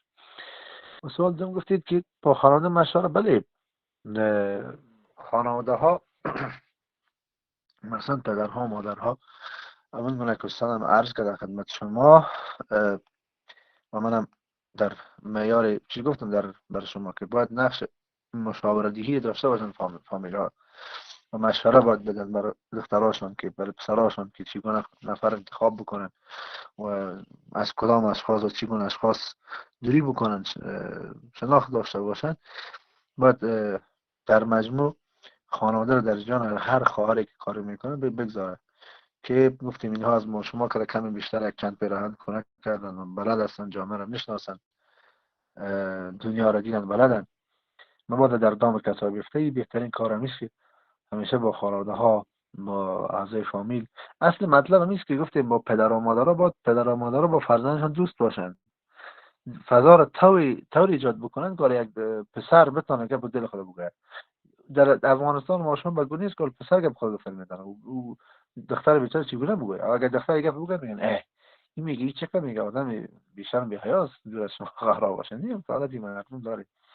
پس اینا چیز فضا رو طوری بسازیم که مشورت بکنه خانواده ها، فامیل ها با پسرها، با دخترها شد تا اینکه مشکلاتی که در آینده ما با مواجه میشیم از او به دور باشیم. جزاکم الله خیرا. ممنون، سپاسگزار شما هستیم استاد محترم. رئیس محترم دست شما بالاست، اما در خدمتتان، بفرمایید. بسیار زیاد تشکر جناب مدیر بزرگوار و تشکری میکنم از جناب استاد بزرگوار، استاد همت بزرگوار که خیلی با علاقمندی خاص ویبینار را با تمام مشکلاتی که داشتن تا با اینجا رساندن و ممنون و سپاسگزارشان. خسته نباشید خدمتشان. تشکر میکنم از جناب صحبت‌های جناب دکتر صاحب استارنگزی بزرگوار که تکمیل کننده مبحث امروز ما بود از لحاظ حقوقی و خصوصا حقوق مدنی افغانستان. خب موضوع از این که تا به حال تناوی بیناری است که دانشجویان ما دارن دنبال میکنن و با علاقمندی خاص دارن نشستن، نمایانگر کیفیت ویبیناری است که امروز داشت شد. بدون شک ویبینار امروز ما از جمله نیازمندی‌های مبرم جامعه افغانستان است، چرا که ما متاسفانه که من امیدوار هستم که اشتباه رسم سر نزنه، چون رشته ما یا تخصص ما مثل جناب دکتر صاحب مثل جناب استاد نیست که بحث شرعی من بحث شرعی در محد فهم خودم میفهمم، اما استاد بزرگوار همچنان دکتر صاحب اینا دکترا دارن. یک معضله کلانی که در جامعه افغانستان متاسفانه است، ما خلط بین سنت ها و شریعت کردیم. گاهی وقت کارهای سنتی ناپسند خود ما را زیر پوشش شریعت میبریم، وگرنه میاراتی را که شریعت اسلامی به خاطر ازدواج و تمام راهنمودهای زندگی انسان او را مد نظر گرفته است، میاراتی است که هیچ کدامش به چالش کشیده نمیشه و وقتی به بعض موارد به چالش از نظر دیگر یا کسایی که بیدین هستند یا کسایی که دینگریز هستند به چالش کشانده میشه، او است که اون عرف و عنعناتی است که زیر نام شرعی یا زیر نام شریعت جاز است که اولش بحث چیز است که بحث بد هست. ما در مناطق ما داریم، ما جناب استاد از یک ولایت هستیم، حتما بیشتر اونا هم آگاه هستند که متاسفانه تا به امروز در ولایت ما داخلش در ولسوالی ما جرم برادر انجام میده، پدر انجام میده، اما جبرانش خواهر میکنه. کسی که اصلا باش رغبت نداره، کسی که اصلا آماده از نیست که باید با او ازدواج کنه، متاسفانه این ازدواج صورت میگیره و کسی هم که این ازدواج اما پیوند مهیا میسازه یا هم دمو محفل نکاح میشینه که هم مالک منطقه است که خوشبختانه یا بدبختانه نظر به دیگرها اکثر گردن فهم بالا داره و همچنان بدبختی است که باز ملا صاحب قریه هم این نکاح خطبه را میخوانه، خطبه نکاح را میخوانه. این بحث اساسی ماست که حتما جناب استاد به این مورد معلومات بیشتر دارن که بعد یک چیزی که به خاطر از این پیوند رگر تو به کسی چیز که فلان قتل کرده است و به خاطر از دیگه قتل نشه تو خوارته بر از این و یا چی پیرمرد میباشه چی آدم بزرگسال میباشه یک مسئله بسیار زیاد کلان همی است. میگونه سنت های دیگه ناپسند هم متاسفانه ما داریم. استاد بسیار به درستی فرمودن که در دین اسلام چیزی به نام از که در بسیاری از موارد که او امو عقد یا پیوند بتونه به مرحله عمیق خودش برسانه چیزی به نام باک و شر موجود نداره که مثلا شما از دخترتان پرسان نکنین که فلان شخص نمیگیرین یا نمیگیرین. بله در جامعه افغانستان متاسفانه می بحث را نه پدر میکنه و نه هم مادر از دختر میکنه. برادر خب به هیچ وقت نمی از خواهر خود پرسان کنه که از بچه فلان کس برای خواستگاری آمده تو های آماده هستی یا نیست. یک مسئله بسیار زیاد کلان است. ما در کنز الحقایق در باب نکاح خوانده بودم، صحیح به یادم نیست، اگر من اشتباه کردم استاد مرا اصلاح بسازه، چون بحث دینی است خدای ناخواسته بحث بکنم روی کشانده، چون دیر وقتی بود که در او باب نکاح میگفت اگر خانه تان استاد بزرگواری که برای ما تدریس میکرد میگفت خانه تان هرگاه خواستگاری آمد حق اولیت است که و پدر دختر به دخترش بگوید که بچه فلانی آمد است، آیا این را تو میپذیری یا نمیپذیری. اگر میگه گیریم، اسلام چقدر باریکی را پیش میبره، گیریم که پدر دختر یک آدم از نظر خودش غیرتی است همین کار نکرد و مادر دختر میگه گفته شود که مادر دختر کسی میباشه که نزدیک است برای دخترش یا رفاقت داره یا هم بعض مسائل میتونه آزادانه باش بحث کنه. میگه اگر گیریم گو هم نشد به خواهر دختر و بالاخره به دوست دختر و در آخر میگه به نحو شما باید دختر بفهمانین که فلانی خواستگار آمده. باز هم میگه که اگر در صورت از اینکه دختر شرمندوک بود و یا هم نمیتونست روبروی پدرش ابراز رضایت کنه یا روبروی مادرش، میگه از چشمش اشک میاد. شما حتی این اشک میگه بچشیم که آیا اشک شور است، از روی رغبت است و یا هم از روی از نارضایتی است. ما اگر اشتباه کرده باشم استاد بزرگوار لطف کنن ما اصلاح بسازن، خدای ناخواسته یک بحث دینی هست که ما با مشکل به چیز راه نکرده باشم. یک بحث اساسی همی است. حالا ببین در جامعه افغانستان کی همی کار میکنه؟ در بحث ازدواج هم در اصل کلی همی بخواسته بودی و قبولش نمودی رضایت است، رضایت دو طرف باشه. متاسفانه در جامعه سنتی افغانستان همی رضایت مهیا نمیشه، به هیچ وجه مهیا نمیشه. یا وقتی که دختر که وقتی که میرن مشاهده که ازش پرسان کنن که بچه فلانی را آمد خواستگار قبول داری، بخواسته بودی قبولش نمودی، باز خواهرایی که دایی بغل و بغلش میباشن ما که طفل بودیم به یادم هست یک بازور میگن تو اول نگو که باز بگن که نگوین حتی دختر اگر چیز باشه مایل هم باشه که دختر و پسر پذیرفته باشه، اگر زود گفتی باز میگن تو چقدر زود شاله ازدواج بودی. نه، این یک سنت است. اگر رضایت داره زود بگوید، دم اول باید بگه که بله من رضایت دارم. او شاهدا میان مسکین یک بار دو بار سه بار چهار بار پرسان میکنه و نمیگه، باز آخر میگه ما رضای چیز است و وکیل خود فلانی را گشتاندم. این یک بحث شرعی است که ما ایرا به بحث های سنتی خلق کردیم متاسفانه. یا هم از روی ازی که نمیخواد که مثلا وکیل خود کی را بگیره پدرش برش دیکته میکنه. من با استاد موافق هستم که با ولی و کسی که نزدیک دختر هسته که کسی که چند کرته بیشتر یا چند لباس بیشتر توته کرده است او بیشتر میفهمه که باید چی کار کنه، مشوره بده، در حد مشاور برای دختر خودش باشه و این کار را انجام بده که به خاطر از اینکه دخترش به بیراهه نره. اما این گونه نیست که هیچ نوع صلاحیت دختر نداشته باشه، مشارکت باید داره باشه، چون مشوره یک چیز امر عادی هست که ما در تمام بخش‌ها باید مشوره داشته باشیم، چی با پدر، چی با خواهر، چی با اینا. این بحثایی هست که متاسفانه ما داریم. اما با تمام این چالش‌هایی که جامعه اسلامی داره و خصوصا افغانستان داره، که ما گفتم که مشکل اساسی ما است که خلق کردیم، باز هم یک سرگردن نسبت به کشورهایی که نام از اسلام دارن و نسبت به کشورهایی که هیچ اسلام نیستن. ما در امر ازدواج از لحاظ مسائل حقوقی، از لحاظ مسائل اجتماعی که بقای نسل هست، فلسفه اساسی ازدواج هم یکیش بقای نسل از یکی خصوصیت پیغمبر هستن، چرا استاد بزرگوار گفتم، و فلسفی از اینکه چرا باید ازدواج کنی بقای نسل هست. خب در بخشای دیگه خود جامعه که دین گریز است یا هم به دین باور اعتقاد نداره، با بحث سنتش و بحث‌های از اینه که حکمتایی که در اون نهفته است به اون نمیپردازن. اما در بحث بقای نسل اینا هم تلاش میکنند که بعد در بحث بقای نسل دمی هم ناکام ماندن. شما ببینید حتی کشورهای دور نمیریم، در کشورهای همسایه افغانستان بریم چیزی به نام ازدواج‌های سفید به وجود آمده. این دنیای مدرنیته در حالی از اینکه سهولت‌هایی را هم به بار آورده، بحران‌هایی هم به بار آورده. همین که جناب استاد گفتن یک کسی حاضر نمیشه ازدواج کنه، یا هم ازدواج میکنه یا ازدواج میکنه ازدواج موقتی، و هم ازدواج موقتی منظور نیست که بدون هیچ نوع پیمان و بحث سیخیش ما با اوش تماس نمیگیرم، اما بحث‌های از او گسترده‌تر شده است که ازدواج‌های سفید هستند.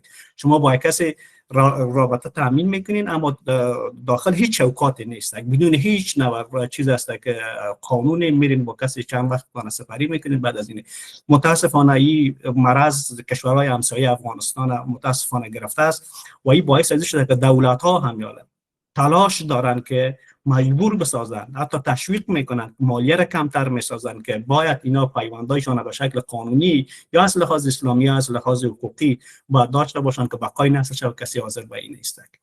در کشورهای بیرون از افغانستان چه هست، کشورهای اروپایی و غربی هم همی هست که امروز شما مهاجرینی که سرازیر میشه به کشورهای اروپایی که میپذیرن، یک دلیل اساسیش میفهمین چی هست؟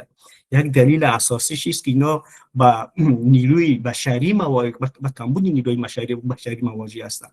ما در کشوری که هستم میان زندگی میکنم 75% آدمایی هستند که سنشان از 40 بالا هستند.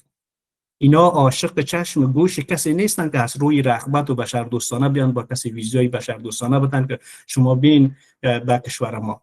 خب اگر در پالی از او هدف دارن، هدف دومیشان است که با بنبست خوردن، نسلشان به خراس رفته.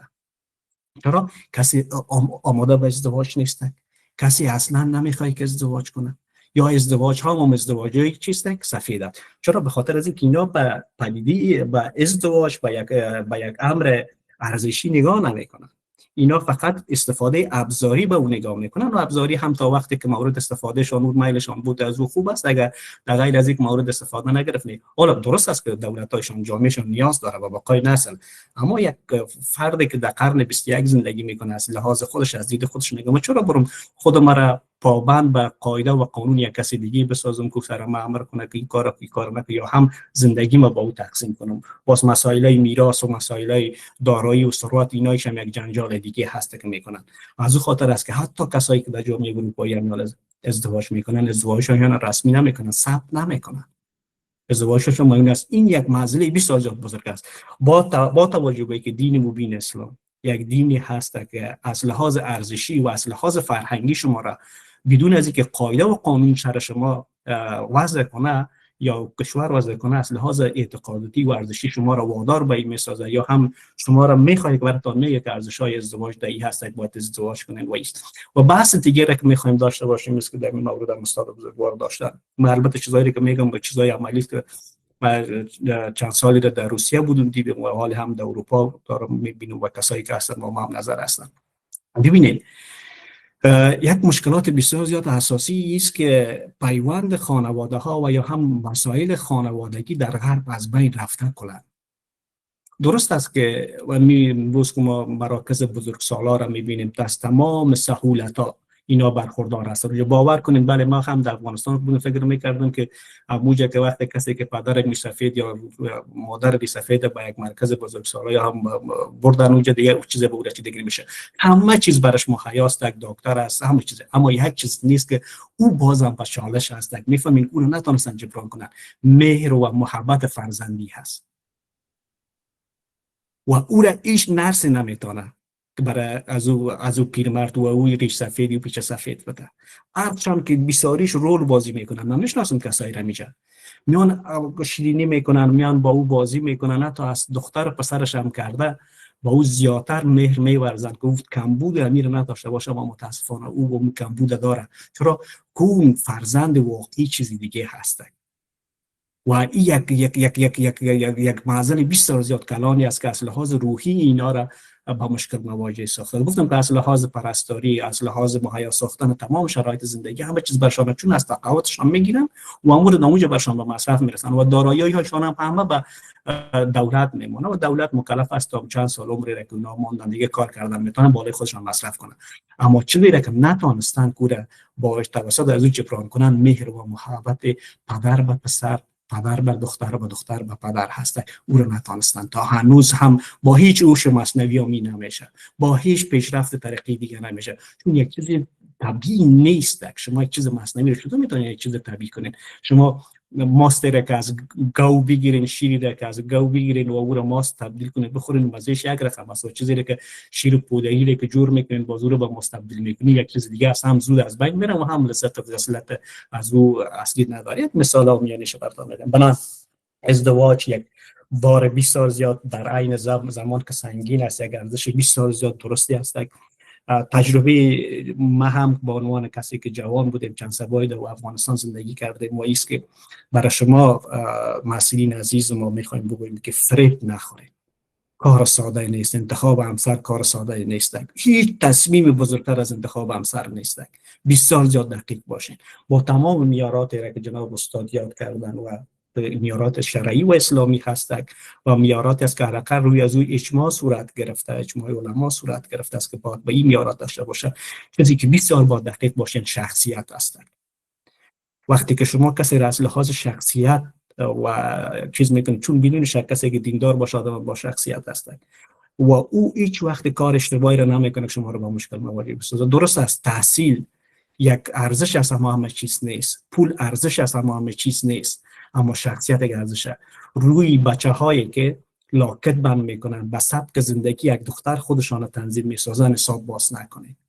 همیشه یادتان باشه که زیبایی یک پسر، یک مرد در تنومندیش است. دمون مردانگی از لحاظ جنسیت من نمیگم، از لحاظ صفت میگم. دمو هست که هر چقدر تنومند باشه با مو اندازه مو چیزش بیشتره، جوهرش بیشتره.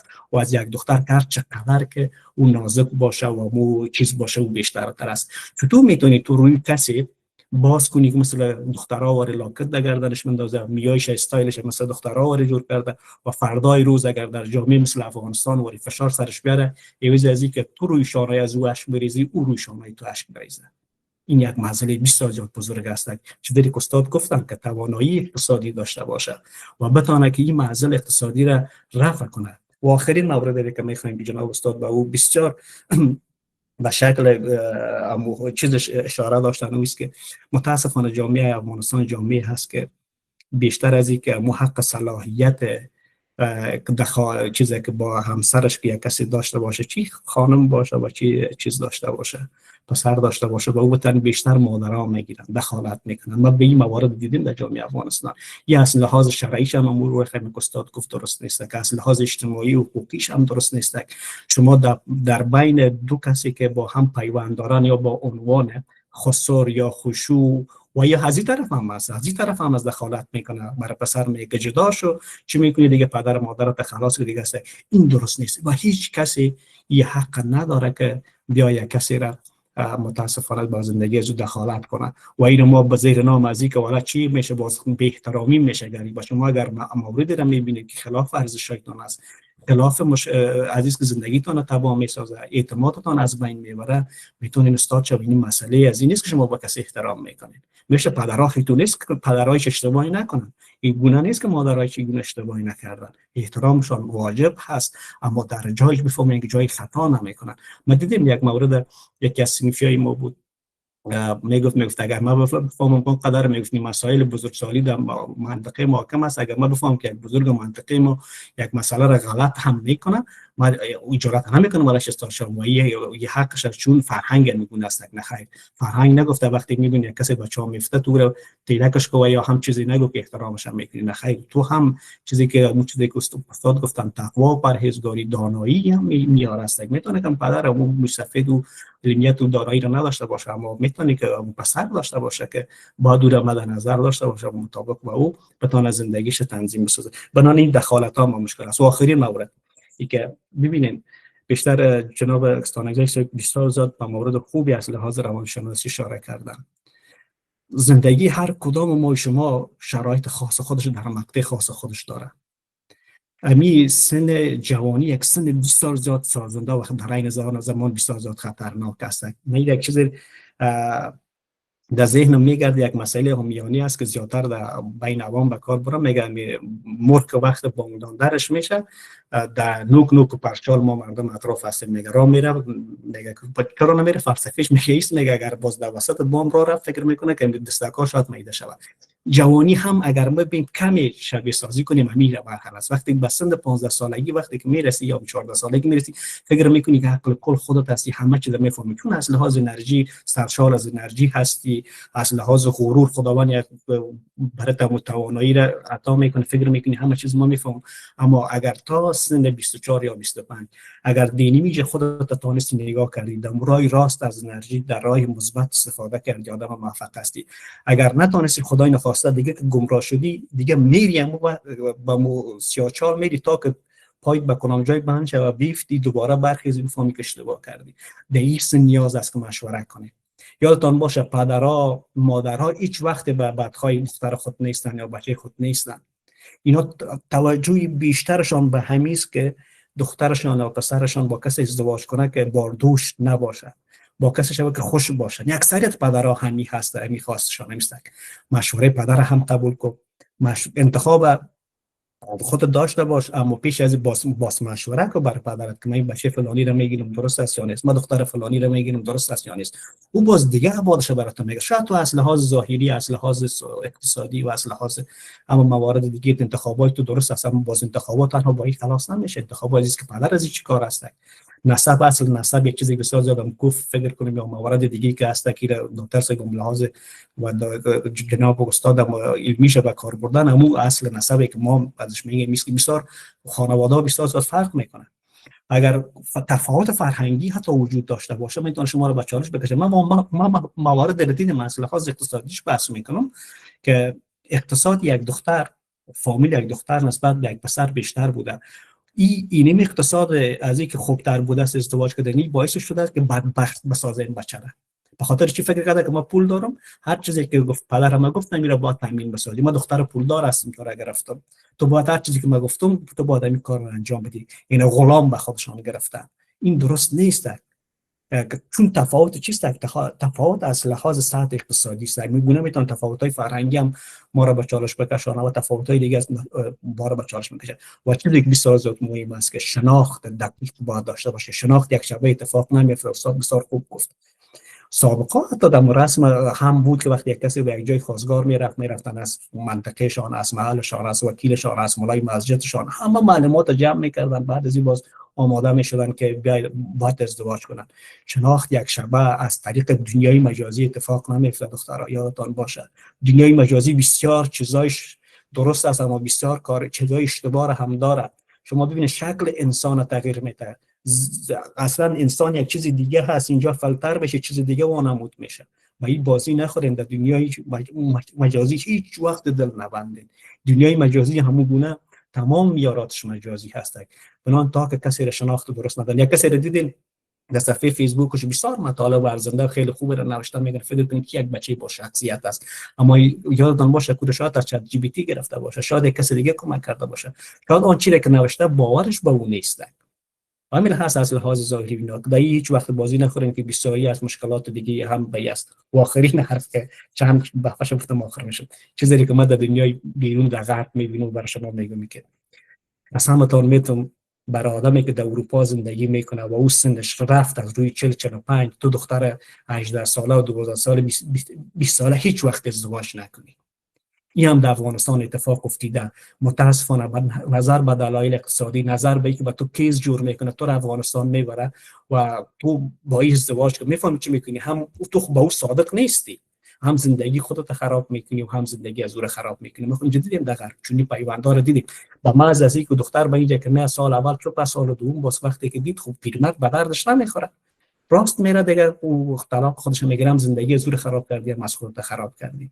این مادیات ارزشش نداره که تو حتی یک کلام با کسی درباره ازدواج بزنی. این موارد بسیار زیاد خطرناک در جامعه افغانستان بسیار رخ نکرده. بسیار دخترای جوان را به مردهایی که تا دو چند از او سن دارن همین کار کردن. به دلیل چی؟ مشخص است، آشکار است، یا کیس داره یا در اروپا هست یا پول داره. که تو جوانی تا پای کسی میریزی به خاطر از اینکه این پول داره یا ثروت داره یا در اروپا زندگی میکنه، دو چند عمر تو هست. این اشتباه را نکنی. درست است اگه پول داره بازو بشه که جوانی که همسن سال خودت انتخاب میکنی، بازو لذت چیز دیگه ش داره، معیارات دیگه داره که پیرمرد نداره.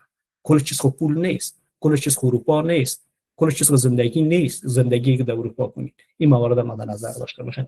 ممنون، سپاسگزار. من به خود حق دادم در این مورد تماس بگیرم. امیدوار هستم که وقتتون رو نگرفته باشم، چون چیزی که گفتم برخواسته از تجاربم بود، خدمت شما شریک ساختم. موضوع بسیار زیاد داغ و حساس بود، خواستم هم دایش طیب شم. یک بار دیگر تشکر میکنم. بازم اگر موارد اسم اشتباه شده باشه دکتر صاحب و جناب استاد همت بزرگوار میتونن مرا اصلاح بسازن. ممنون.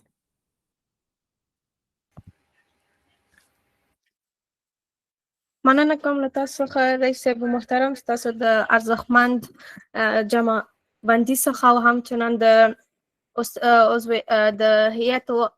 عضو هیئت رهبري پوهنتون د استاد ظریف ستانکزی څخه چې ډېر ښه په ښه توګه سره موږ ته معلومات یې رایه کړل. وایي د خلکو خبرو پسې که لاړې، وایي که د خلکو خبرو پسې لاړې، له کعبې به دې میخانې ته راکش کړي. نو محترم استادانو، قدرمنو محصلینو او ګرانو ګډونوالو، نن موږ یو ډیر ارزښتناک او پر محتوا ویبنار درلود. داسې موضوع مو وڅېړله چې هر انسان باید وپیژني، پرې عمل وکړي او د خپل ژوند برخه یې وګرځوي. دا موضوع یوازې د علم خبره نه وه، بلکې د ژوند، مسؤلیت، تفکر او انساني ارزښتونو یو ژوندی درس و. له همدې ځایه د زړه له کومې مننه کوم له محترم استاد څخه او د هغوی منندوی یو د دوی د ډېرې ارزښتناکې او علمي رایې لپاره. بې له شکه چې موږ ټول د دوی له معلوماتو څخه ګټه واخیسته، ځکه نن زموږ د ویبنار ننداره له 600 څخه زیاتو ګډونوالو د ګوګل میټ له لارې او برسېره پر دې له 100 څخه زیات نندارچیان د یوټیوب او نورو ټولنیزو شبکو له لارې ګډون درلود. دا خپله څرګندوي چې موضوع څومره د ارزښت وړ وه او د علم تنده څومره په زړونو کې ژوندی و. اجر له خدایه غواړو او دا زیار به انشاءالله بې نتیجې نه پاتې کیږي. درنو ګډونوالو، تل په یاد ولرئ، هغه څوک چې بریالی کیږي چې د زړه همت هیڅکله له لاسه ورنه کړي. هره ستونزه یو درس دی، هره ناکامي یوه تجربه ده او هره تجربه یو ګام د بریا په لور ده. نو راځئ د نن درسونه یوازې مه اورئ، بلکې پرې عمل یې هم واچوئ. زه له ټولو ګډونوالو مننه کوم چې تر پایه پاتې شول. موضوع ډېره عالي وه، موږ ټولو ډېر څه شیونه زده کړل او دا هغه موضوع ده چې هر څوک باید ژر تر ژره وپېژني او عمل پرې وکړي. په پای کې تاسو ټولو ته د زړه له کومې وایم خدای مو مل شه، همت مو لوړ، علم مو ډېر او قدمونو مو د رڼا په لور.